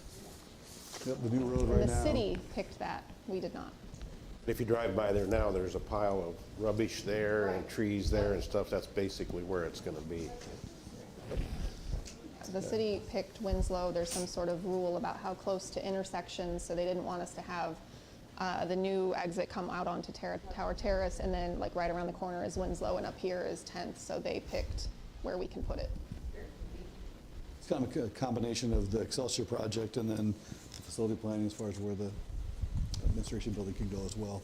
excited to have that as a bottleneck. Anybody that takes students to or from Excelsior dismissal or start times knows that one way in, one way out for cars and buses is less than ideal. We'll just leave it at that. So this will be very helpful. We talked about doing some just preliminary discussing of where the new ad building would be, you know, that we make some discussion about that while we're making the road so that we don't have to redo something, spend money twice. We need to do it right the first time and make sure that wherever we place it, that it's in the best for our new road and all of that going on. So it should be good. Anna just doesn't want to take any more trees out. I really don't, that's for No. sure. Well, I've also made that argument. But also there's some tree work in there that needs to be done post-COVID anyway, or post-derecho anyway. So. And the other thing I'll just highlight is kind of our next steps, depending on how, if there's anything, this barring any surprises tonight, is we'd really like to start being very transparent with the public, being very clear about here's what we're planning to do, here's when we're planning to do it, here's how we're going to fund it, knowing that we don't have all the specifics yet. We don't know exactly what the tennis courts will look like or what the auditorium will be exactly, but just some early stage concepts and what the plans are through social media, our website. Our next Lion Learning session is a week from tomorrow. We'll have that focus at that time be facilities too, just to continue that conversation, take questions from people about the plan as well. I think that's important to do as we move forward, because there's a lot of pieces to this puzzle, and the earlier we can start having those conversations, the better. And then the other piece will be really start to put together a steering committee of primarily our administration and OPN staff, and then pull together people that directly connect to each project. Because this is not like we're just building 2 intermediate buildings like we did several years ago. We need a very different group of people to provide some input on tennis courts than we do on the auditorium, and that we do for this building. So that steering committee will be a small group to be kind of a consistent group of people to help facilitate things. And I look to Vicki because that's a lot of where we're going to look to OPN. But then as we begin to go through each of those projects, pull in the people we need to provide that expertise and opinions from their perspective, those that will be living in those worlds as well. So, so that'll be kind of one of our next steps to really begin. And then the final piece is I still want to reach out to the City of Marion and have further conversations specifically about the tennis court options. Are there some ways for us to partner? They've had conversations with us about different things in the past. I'd love to see if there's an interest on parking options over there at the Oak Ridge Complex, whether it be the lights for the community options. Are there some different things they would be interested in? So I'd like to have some of those conversations at a more specific level too, instead of just theoretical like we've been having up to this point. So, and Seth from Parks and Rec was on the original Facility Advisory Committee, so he knows some of the basics we've been talking about as well. So. Shannon, you mentioned that there would be opportunities for kind of collecting community feedback. Can you talk a little bit more about like the specifics of at this point, what you foresee that looking like in the early stages, and then once you move into the steering committee formations, how do you know at this point, is that just for the design phase? And if so, like how people would indicate if they're interested in being considered for that, or is that something that will be communicated later once that process has been solidified? We have not gotten to that point yet as to determining who would specifically be in those conversations.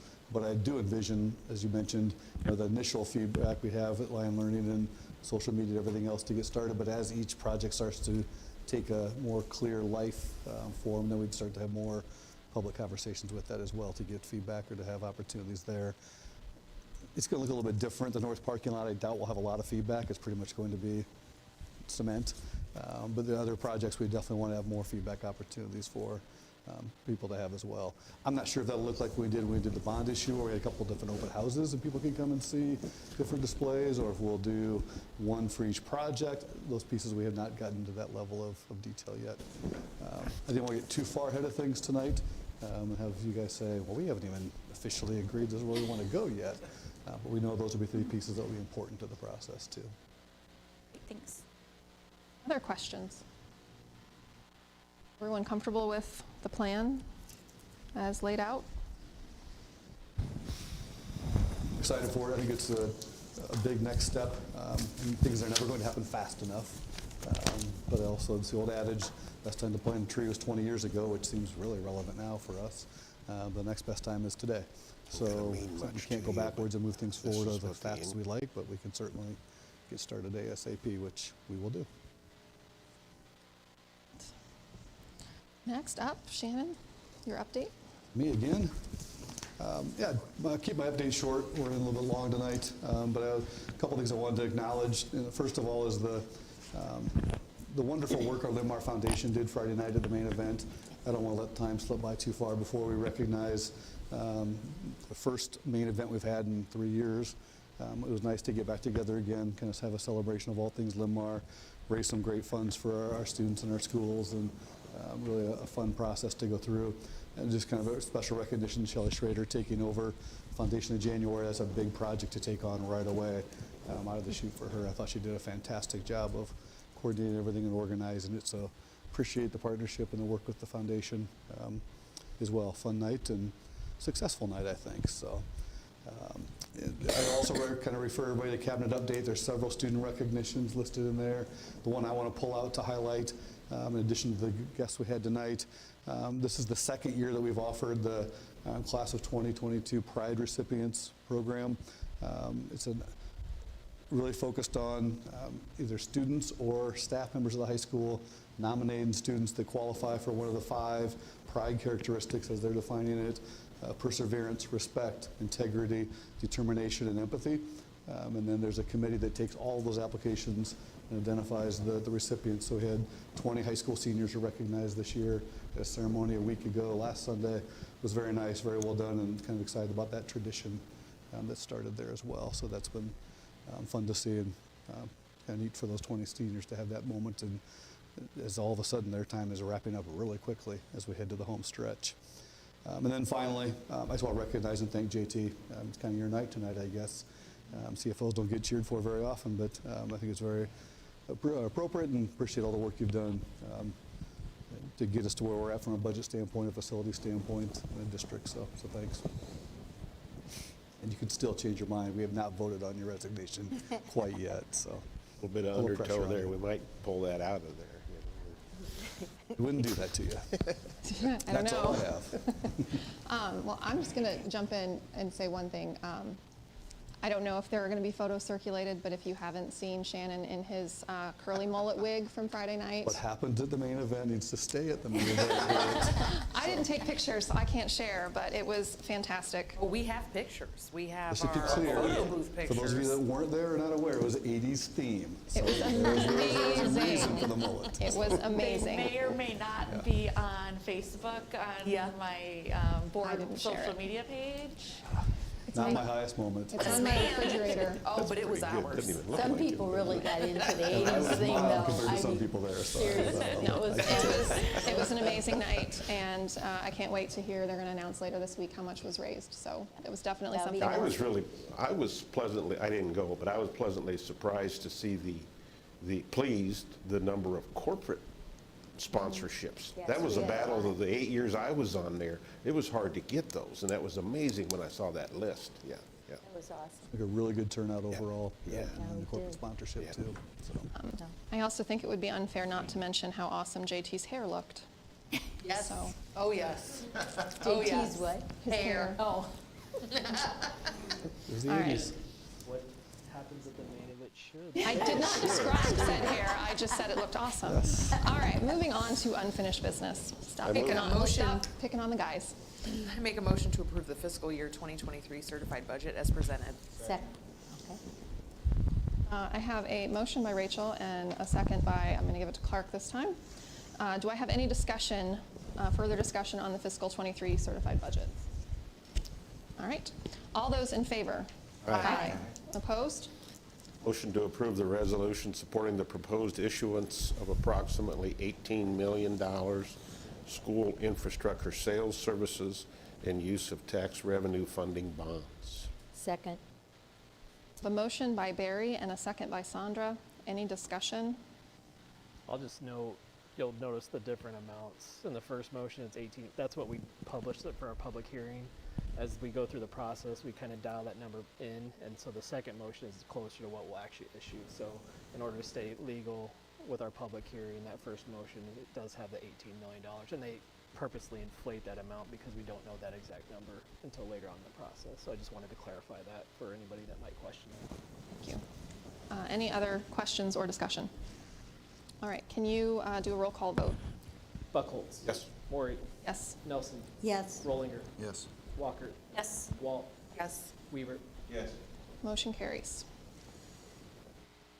Make a motion to approve the resolution fixing the date of sale of approximately $15,900,000 in school infrastructure sales, services, and use tax revenue refunding bond, Series 2022, for May 9th, 2022, at 10:00 a.m. in room 203 of the Learning Resource Center, approving the electronic bidding procedures, and approving the official statement. I have a motion by Rachel and a second by Sandra. Any questions or discussion? The thing I would add is, with this current inflation and interest rates, we're just not quite sure exactly what to look at for savings, but we do estimate to be roughly $1 million of savings in this refinance. So even in these rising interest times, still a significant anticipated savings. Can you do a roll call vote, please? Maury. Yes. Nelson. Yes. Rollinger. Yes. Walker. Yes. Walt. Yes. Weaver. Yes. Buckholz. Yes. Motion carries.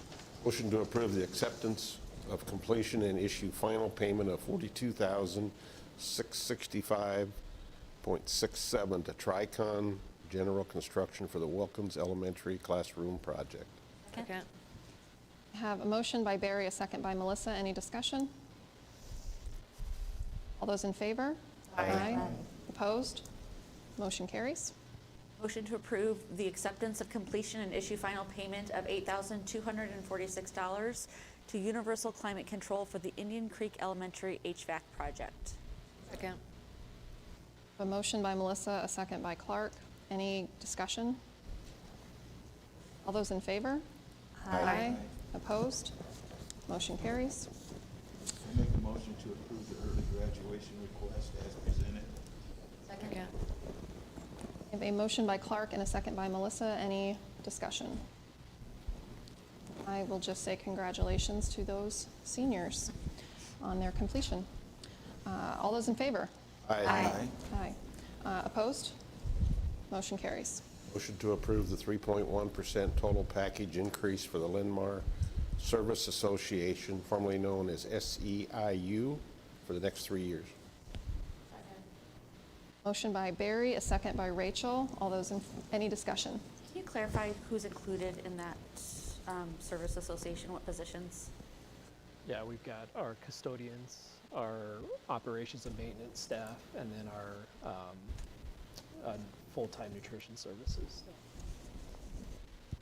It's a good question. It does get confusing with the different groups we have, and some groups part is represented in one or the other, so we'll try to do a better job of clarifying that, just so you're I aware. want to make sure for conflict of interest Yep. purposes that we don't.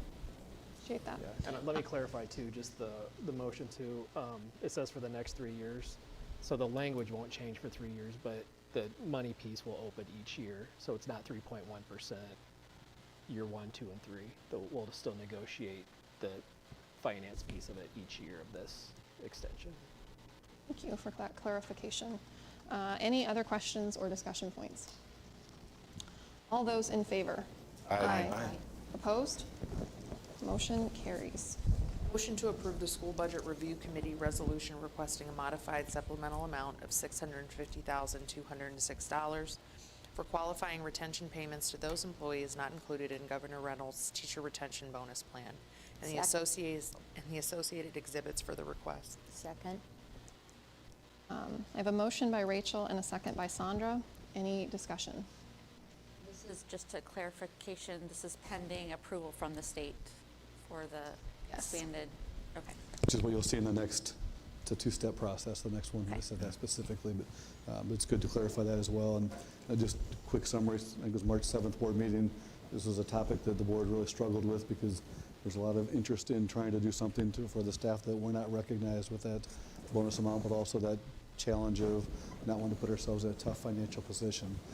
So over spring break, when we got word from the Department of Ed that there was a special session being held by the School Budget Review Committee to grant schools opportunity to be able to have additional spending authority, which we did not think at the time was an option.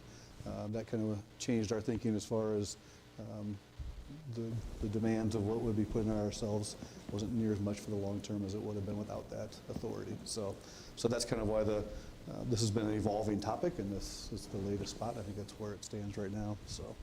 And this would be what I was referencing, our advocacy, asking for the spending authority. If we don't have spending authority to spend this money, it puts us in a deficit. And that was our big discussion point of, we want to reward staff, we want to acknowledge staff, but in 2 years, if we're increasing our deficit by $700,000, what decisions then do we have to make? This removes the deficit. If we're given the spending authority, we have the cash that we can use. So I want to clarify that that's what we were talking about. Any further discussion? All right. All those in favor? Aye. Opposed? Motion carries. Make a motion to approve $1,000 retention payments to qualifying employees, approximately 683, that were not included in Governor Reynolds' teacher retention bonus plan, contingent on approval from the School Budget Review Committee on May 3rd, 2022. Upon SBRC approval, retention payments expected to be made on or by June 20th, 2022, with a total estimated cost of $735,249.50, broken down as follows: $650,206 from unexpected, unobligated general funds, $83,967 from the nutrition fund, and $1,076.50 from the aquatics fund. Second. A motion from Rachel, a second by Clark. Any discussion? All those in favor? Aye. Opposed? Motion carries. Motion to approve the fundraisers as presented in Exhibit 805.1. Second? A motion by Barry and a second by Sandra. Any discussion? All those in favor? Aye. Opposed? Motion carries. Before anyone gets motion happy on this one, I've been asked to clarify what a first reading is, so I'm going to do that really quickly. When we have policy recommendations, it's required to have a first reading and a second reading, which just means that the board has not one but two opportunities to review the policies. They go through that discussion period, and it gives 2 board meeting agenda items before a policy is adopted and goes into place. So just wanted to clarify what the difference between the first reading and the second reading, and why. It's really just parliamentary procedure, and it gives everyone the opportunity to have like 2 to 3 weeks between the board meetings to really dig in and review all of that. So now I will entertain a motion if anyone would like to make one. I'd like to make a motion, but I'd like it to be in maybe 2 pieces. Okay. I would make a motion to approve this without the last 3 items. Or I would make a motion to remove those items from the motion. Or I'd make a motion to table this for future discussion. When you say the last 3 items, can you? The 106.1, the 504.13, and the 504.13R. So which motion would you like to make? Removing those? I would like to make a motion to move forward with the other items and remove that from vote. A second.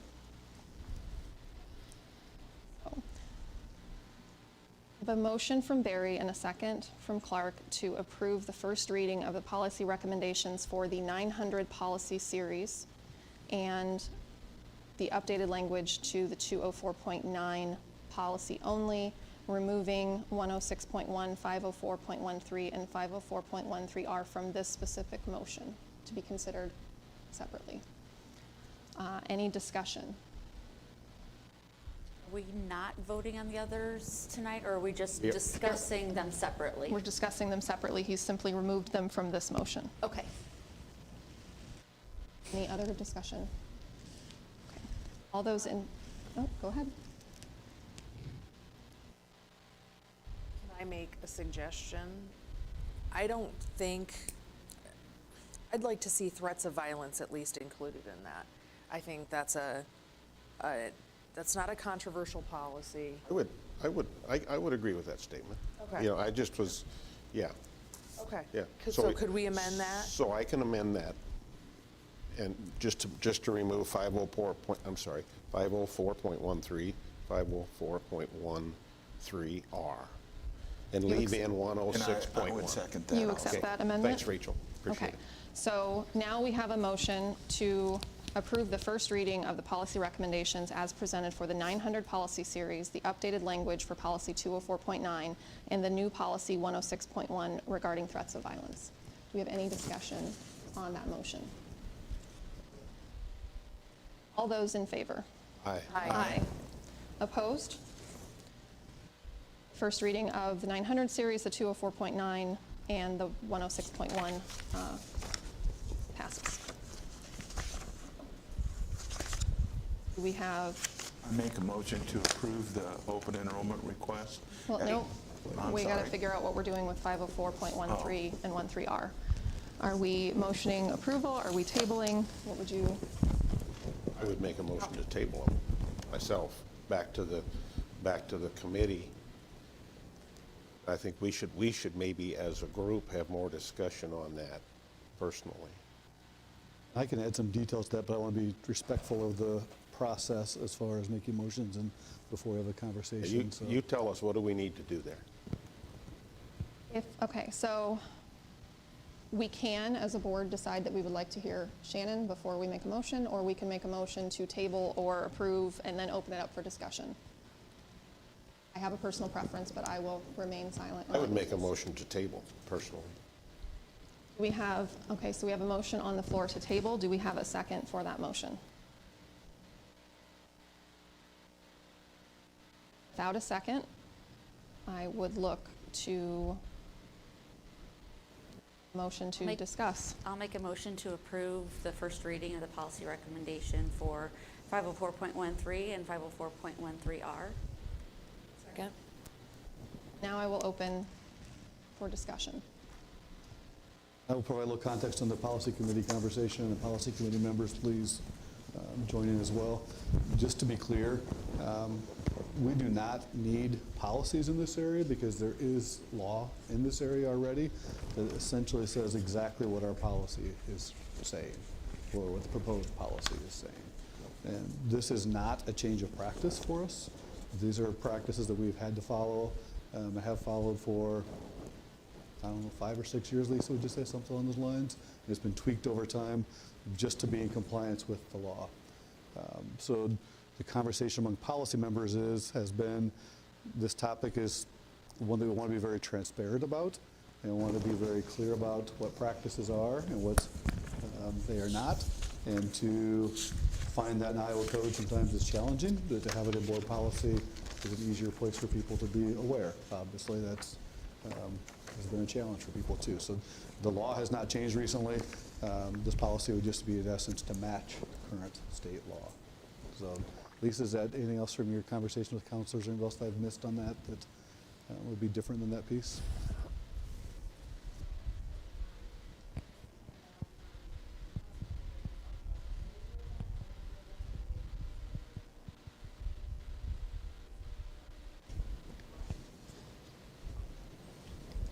Policy committee members, leave it up to you. Maybe other thoughts or questions from our committee conversation. Well, I think that since this simply reflects what we've already been doing, it feels like good faith to be transparent about it.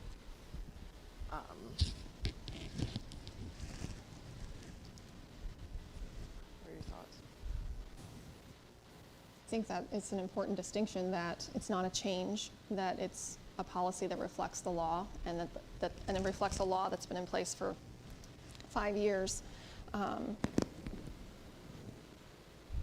If it clarifies things and makes procedures more open, and it's not a Linn-Mar policy, it's a policy that reflects law. That's very consistent with how a lot of our other policies come to be, is that there is a law put in place and then we have a policy that shows how that law is in place. So, from the policy committee standpoint, this isn't something the policy committee wrote in terms of like, we should just do this.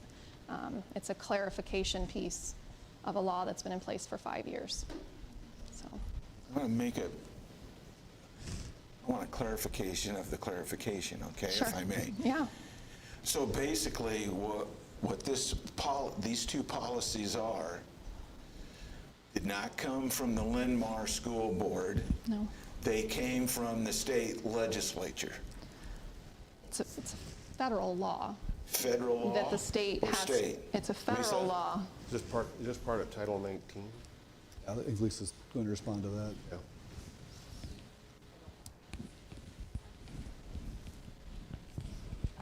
She's hooking up her mic.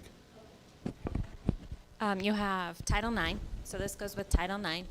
With gender identity, it goes with federal law, and it goes with Iowa code as well. So where the guidance has come from is it's come from OCR, it's come from the U.S. Department of Education, it's come from Iowa, and it's also come from, really the only part that our attorneys reviewed was the overnight trips to make sure that one, but otherwise everything's come from those areas. Can I ask, who else besides the members of the board were present during these discussions? It was just the policy committee. There was no people brought in to discuss it at all, experts of any kind, for whatever reason? We did not. We don't generally do that for policy committee. I'm just asking questions. The people in the room were the 3 members of the policy committee. Shannon, JT may have been there, or he may have left after the 900 series, I don't remember. And Gayla is the note taker, so Gayla was also present. And where did the verbiage come from?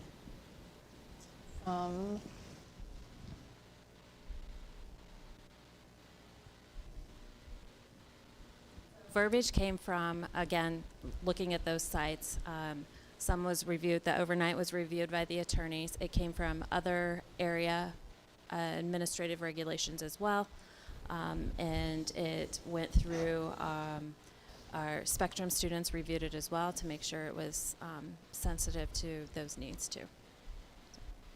Did anyone run it through any of the other students? No. Make sure that they felt comfortable as the Spectrum students got that privilege? No, they did not. So do we think that the verbiage of this policy really takes into account all students? Takes into account the law that's required for transgender students. That's what it takes into account. So, and you can stop, if somebody wants to jump in with other questions, that's fine. I have a bunch. Is there any funding tied to having this policy in place in any way, shape, or form? No, it's law. There's no funding with the law. The reason I asked, just to give you a little background, the reason I'm asking is, you know, when we were discussing all of the mask stuff, we were said there is nothing tied to having a mask mandate in place, yet a return to learn plan had to be in place to have the ESSER funds, which that was all tied together. So that's the reason I'm asking. Is there any kind of tie to that, to having a policy of this sort in place at all anywhere? No, and to your comment about the ESSER funds, the ESSER funds required a return to learn plan. It did not require a return to learn plan that said masks had to be required. So in essence, we did not receive money for requiring masks, and we're not receiving any funding for having a policy like this or not having a policy I like may have this. said that incorrectly. I apologize. Following CDC guidelines.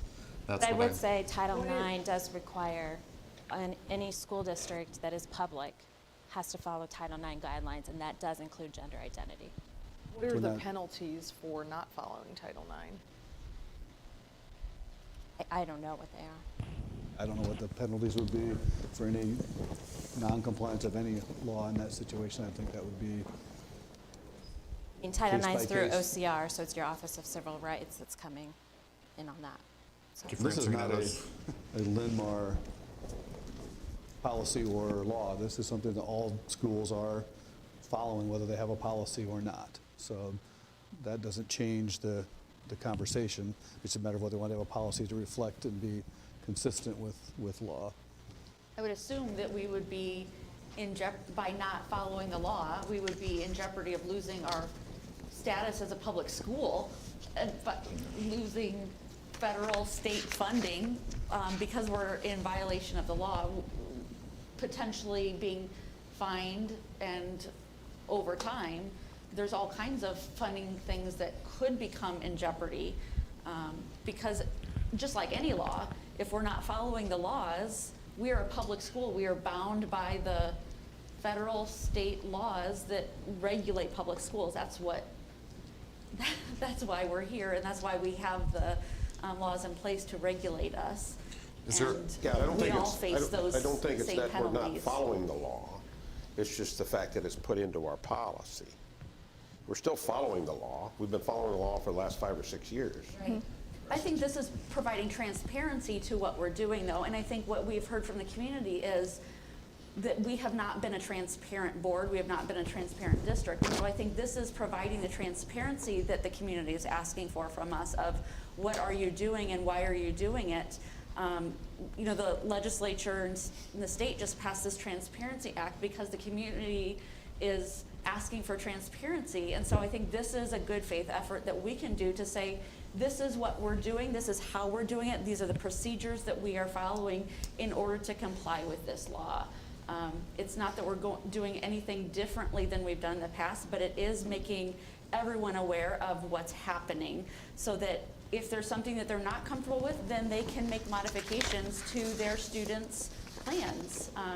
There's things within there that say, if you're not comfortable, then here are the options that you have as a parent. Can I ask, you know, from your perspective, Barry or Matt, if it is that we're following it, that these are the procedures, we've been doing this, what then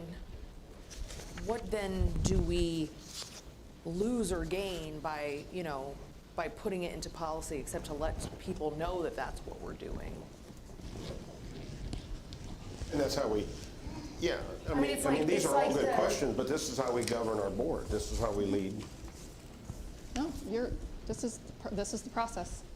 Well, I'm just, it's not for me, I think back to another policy recently that got a lot of energy, rightly or wrongly, which was, you know, when we added mini horses to, We can't hear you when you're covering your mouth. Very muffled, sorry. So, you know, it's just simply putting into policy what the law has required. I don't know. I don't see if we're already doing it, if those are the things we're already doing, then what is the objection to simply codifying that in policy so that it's transparent for everybody? It doesn't change what we're doing. I think it's brought up a lot of questions of what we are doing. That's a separate question. I mean, like, that's a whole separate thing, because we don't really have a choice on that. I don't know that for sure, which is, again, why we have these 2 weeks in between readings. I would like to see where all of these specifically are laid out in federal or state law. That would be good to see. That would be good to show the community where it's written that this is what needs to be done.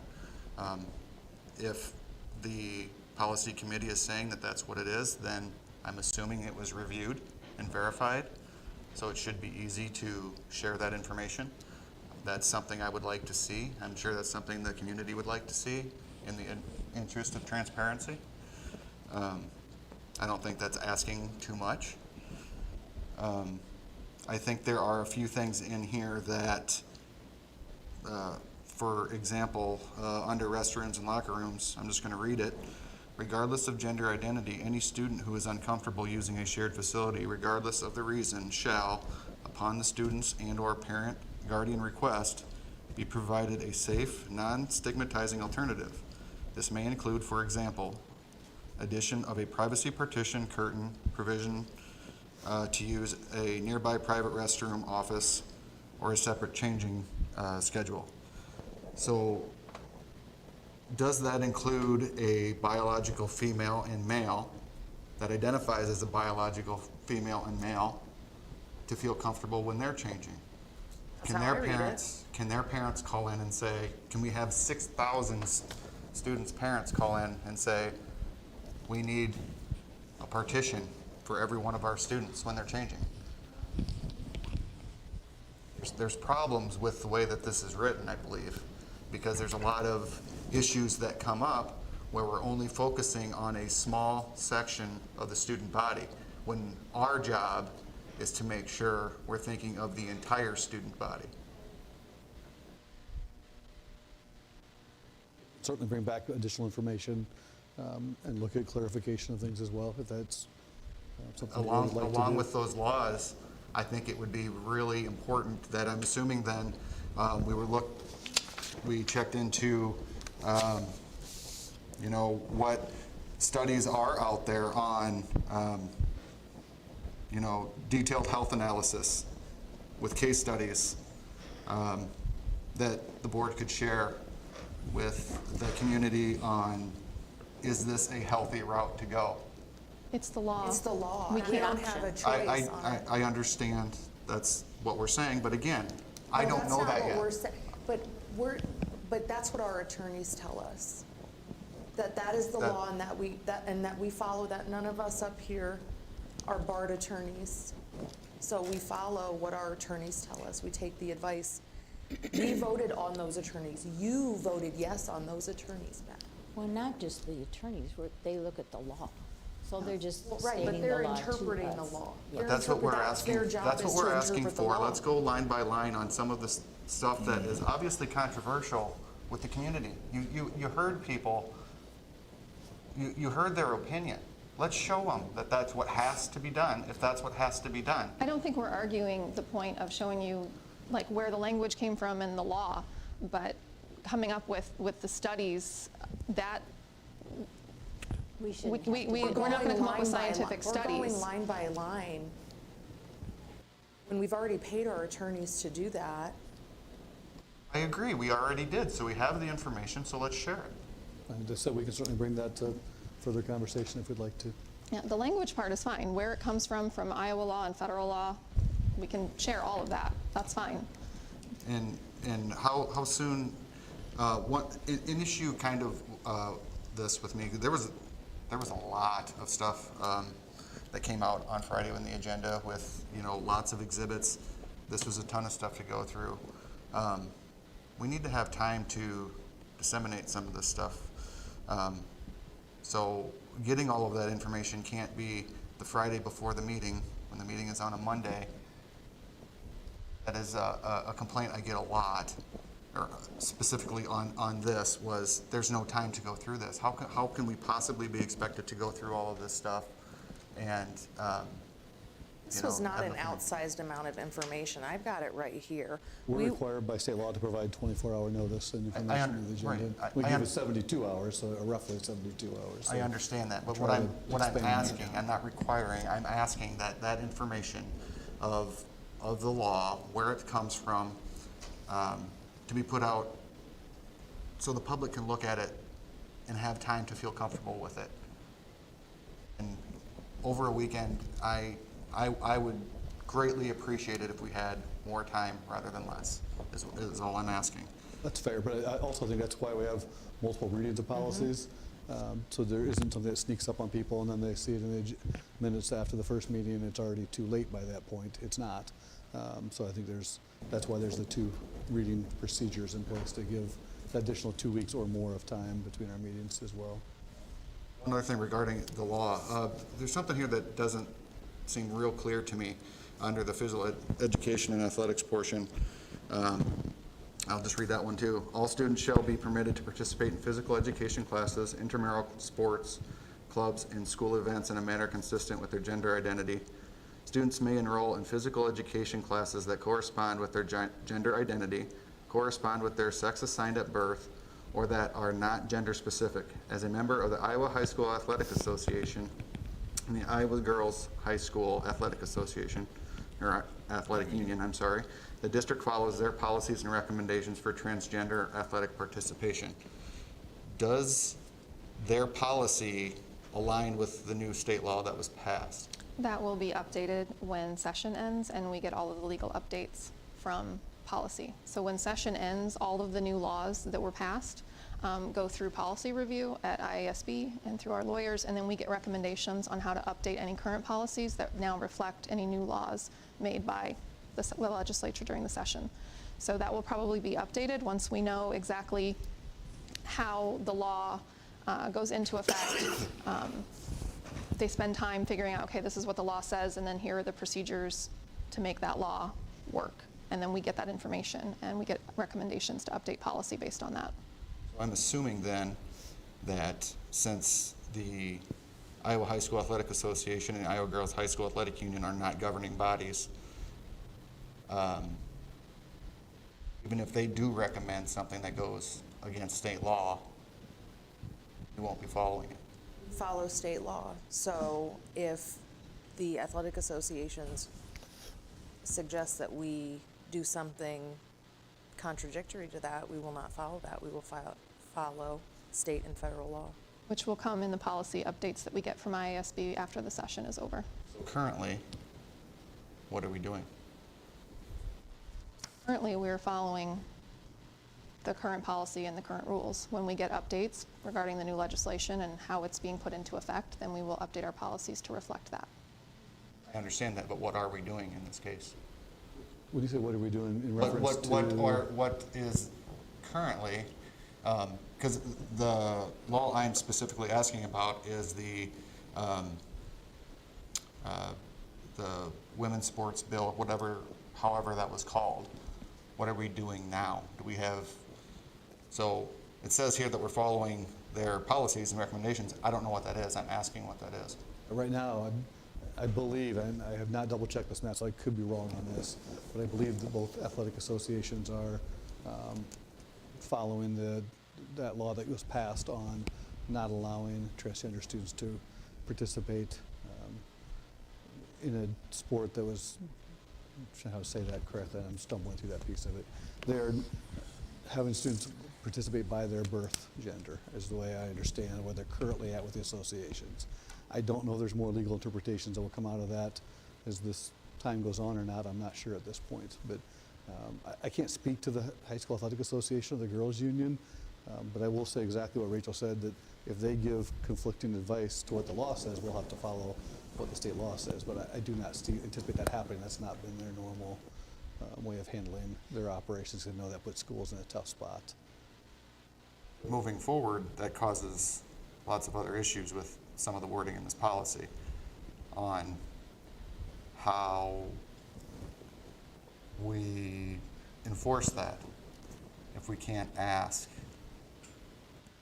It's just something to think about going ahead, where I think a lot of the pushback we're seeing on this is because that law is already in place in people's heads, right? So they're looking forward, with that being in place, looking at this wording, well, how does that work? If no one in the district can ask if a student is transgender or what have you, going out for a girls' sport, how do we enforce it? Well, what's your suggestion, Matt? I would say that Correcting the verbiage of this policy or ditching it altogether and starting over. Anytime there's a new law that comes out, it's like Britt said, there's always a window of time before we get official interpretations and the procedures that come out to help define what we can do and what we can't do. So that I know will happen in this case because of the sensitivity of the topic and the questions that are surrounding that piece. I also assume there'll be some court cases that will potentially go back and forth, or maybe not, but it'll either clarify the current law or it'll change it, and that we'll follow those as well. So there's just going to be a lag time on some of that until we can figure out where the official guidance and what the official legal interpretation is. And that happens after every legislative session. That won't be any different in this case either. Why? Even Why with- does? I'm sorry. Go ahead. Okay, so let's just pretend that it isn't this law that we're talking about. Any law on the books that you don't know if the law is being broken until you know the law is being broken. You know, you can't ask every student, you know, you can't just search a student because you think that they have drugs or that, you know, whatever, just pick a random topic. Once you know there's a violation, you enforce the law. So I would apply that same logic to this. If we know something's happening, we can address it. But we can't address what we don't know is happening, and we can't assume that something is happening without proof. You're right, we can't go up to a student and ask, are you transgender, are you whatever, whatever. But if we have cause and we have proof and we know a law is being broken, that is when, as a district, we can address it. But we can't address things that we think are happening or that we assume are happening, but that we don't know are happening. Right, and my point goes right to what you just said there, is when we have cause or proof. The wording of this makes it really hard to be able to get cause or proof without violating a bullying policy. Well, and the reality is Without that's violating the law, and that's just the reality. The law is Yeah. that that student has the legal rights to their medical privacy, and if they have transitioned to another gender, they have the legal rights to protect their own medical confidentiality. Just like you don't have to disclose to your employer your medical issues, I don't have to disclose to my employer my medical issues. These students don't have to disclose to their school their medical issues, and this is according to the law, considered a medical issue, so they don't have to disclose that. And we, regardless of our opinions about the issue, we can't change that. That's just the way the law is. I agree with what you're saying, that they have that medical privacy, and it's very important for everything and for every student. But what I'm saying is the way that this is playing out and the reason people are upset about it, because now we're going to have two competing laws there. At some point, we're going to have two competing laws. So And that will going, be And federal law will trump state law every time. that remains to be Honestly, seen. when the laws That come, doesn't remain to be seen. That is how Not- it works not- in the United no. States. we're not going to What argue hap- about legal precedent. When the laws conflict, we're going to let the lawyers and the judges figure it out. That is so far above our pay grade, especially since we don't get paid. That's not for us to figure out. The courts will figure it out, and that will be interpreted, and we will be told how the law should be followed, and we will follow the law. And I think what we need to talk about tonight is, are we moving forward with the policy? We will get more information about where the language comes from, but I think there is consensus in wanting to know more information. I think there is consensus in making sure that the district follows the law, both outlined at the federal level and at the state level. So I think discussion, I don't want to cut everybody off, but I think that we're just going in circles. Would it make more sense to maybe go back to Barry's original intent, possibly? We didn't get a second, and that motion's You have a motion on the table. Yeah, we have a There's a motion on the motion. No, table. I know, We have to but do. okay, fine. Would it make more sense to look at this after we know? We have a motion on the table, so Okay. we have to follow through with that parliamentary procedure. If it does not pass, then we can talk about what next steps are. Let's figure out what those next steps are. So no matter what, we can share more information about the laws and what they say we have to do. All right, so right now, we have a motion on the table from Melissa, seconded by Rachel, to approve the first reading of Policy 504.13 and Policy 504.13R. All those in favor? Aye. Those opposed? Aye. The ayes have it. I want to say that it's 5-2. Was that, I didn't hear how. That's good. Okay, I'm just verifying. We have a 5-2 approval. Move to approve the open enrollment request as presented. Second. We have a motion by Barry and a second by Sandra for the open enrollment requests. Any discussion? I just have a question. Are these all new people to our district, Shannon? Correct. So every spring by March 1st, families have the chance to submit open enrollment requests for the next school year. So these would be all new open enrollments, not continuations. I thought so, but I Yep. just wanted to clarify because I was excited. So, Great question. all righty. All right. But we could still add more, right? Kindergartners still have until, For families of kindergartners have until September 1st. And then anybody else that requests open enrollment has to have good cause after this time, and their resident district have to act first. So, yep. All right. So all those in favor of approving our open enrollment requests? Aye. Opposed? Motion carries. Make a motion to approve the consent agenda as presented. Second. I have a motion by Rachel and a second by Sandra. Any discussion? I have a couple of questions on, this might just be clarification, maybe, but it seemed odd to me when I was going through some of these exhibits, specifically Exhibit 904.6. Just bring it up here. There's a few contracts here. This one specifically has no dates of starting and end. It does have the dollar amount, and then no signature from the vendor.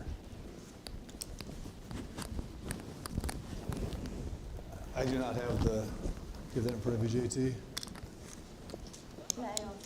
Yeah, I have the exhibit here. Yeah. This one came from the athletic department, it looks like. But yeah, typically we do have the vendor sign the contract before it comes to the board. I know this one is usually an annual renewal, Matt, so it should be through next school year. Does that mean we need to go back And we would put it in where it doesn't have a date, if the board were to approve it, we would put today's date as when the board approves it. But again, we should have the vendor signature prior to board approval.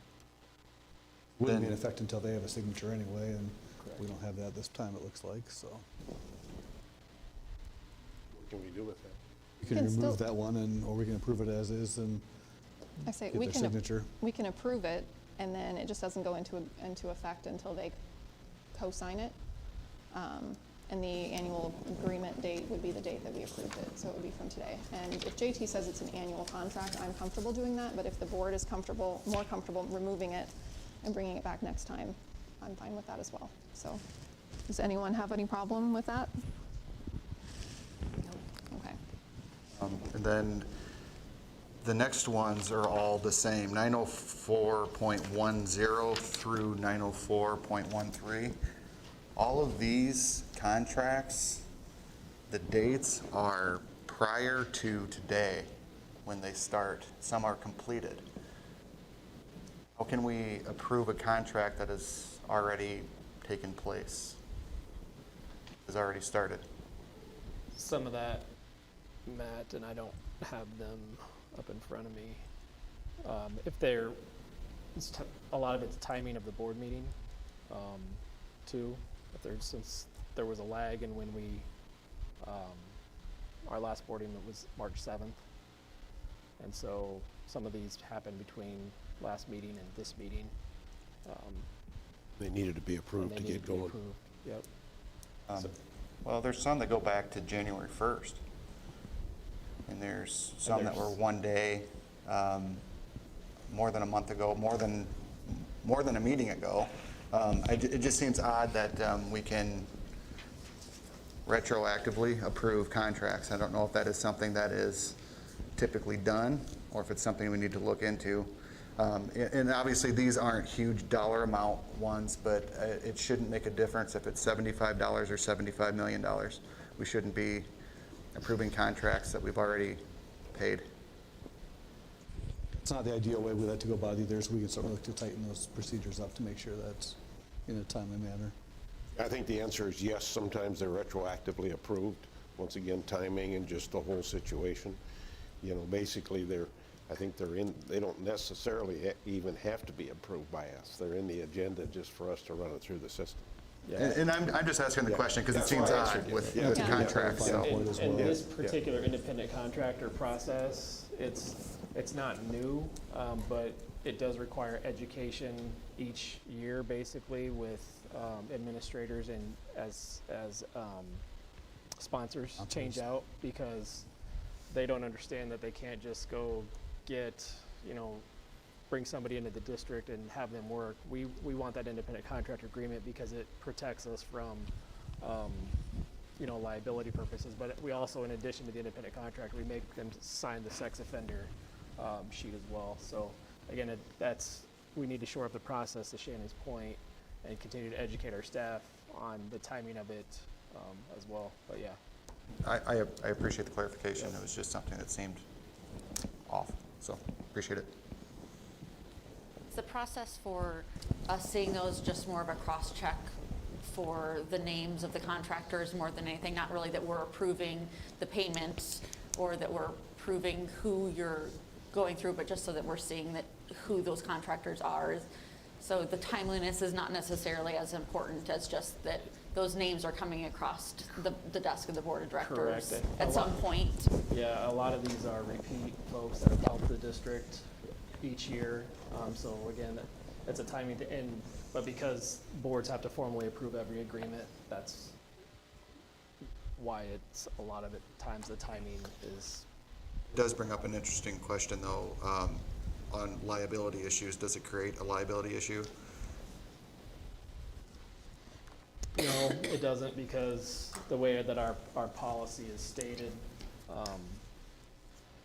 we would be covered regardless of when The other piece I would add to it is we've been out of routine the last couple of years with normal procedures and annual things people usually do at certain times of the year. It just hasn't happened the last couple of years.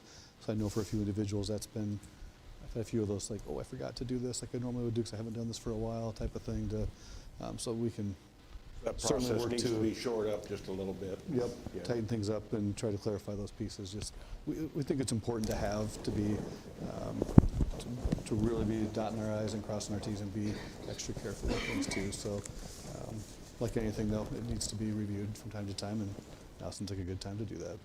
I'd say retroactive of signing of contracts is a very standard process for many boards. It's not unusual at all. Any other questions, Matt? Not a question, but I have a comment. Yeah, I just wanted to make sure that we got through everything, Matt. No, it's not related to that. All right, next. I would just like to extend my thank yous to Sue Atwater and Brian McAndrews for their retirement and all the things that they have done throughout the years for the students of our district, because they've put in a lot of time and effort. And Sue was a former Linn-Mar grad, so we wish them the very, very best. Yeah. I'll jump on and say officially, congratulations to Sarah and Teresa as our two new principals. We're making it official tonight, so that's very exciting, and I can't wait to meet them. Sarah again, but Teresa for the first time. And I know we didn't officially pull him out and give him a hard time about being his own motion, and we all want to vote no. But congratulations, JT, on your new position. We're very happy for you, and very sad for us. So. Just Clark, on the heels of that, we need to recognize, is it Karen Crow for her retirement too? So I missed one? So just make sure we didn't miss one. Oh, then I apologize to Karen. I apologize. Sorry I missed that. Thank you, Barry. All right, all those in favor? Aye. Aye. Aye. Opposed? All right. This has been the board meeting for JT. I would say we're done, but we got you a present, so now we're not done. So, once again, we want to thank you for your service. And just because we just voted yes that you can leave, and just because we're giving you a present, doesn't mean that between now and your last day, you can't change your mind and stay. Thank you very much. I appreciate it. It's a new calculator. You'll be Is really it? excited. Does it fit right here? You'll have to wait and see. Either that or it's just an empty bag. I've gotten worse presents, Clark, so. Thank you very much. Again, I extend my sincere thank you and gratitude to the board and everybody else that I work with on a daily basis. There's very, very dedicated people in this district, and I will forever be grateful for being able to work with you all and those folks here at Linn-Mar, so thank you.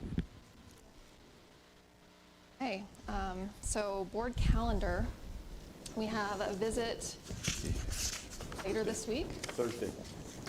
at the Aquatic Center. Shannon mentioned Lion Learning coming up next week. I'm going to talk about facilities. We've got some committee meetings coming up, and Clark's got the next city council meeting, so we'll leave it there for now. Our next board meeting's the 25th. So I would entertain a motion. Move to adjourn. Second. All right, motion from Barry, second from Sandra. 7:31. 7:31. All those in favor? Aye. Opposed? We are adjourned. Let's take a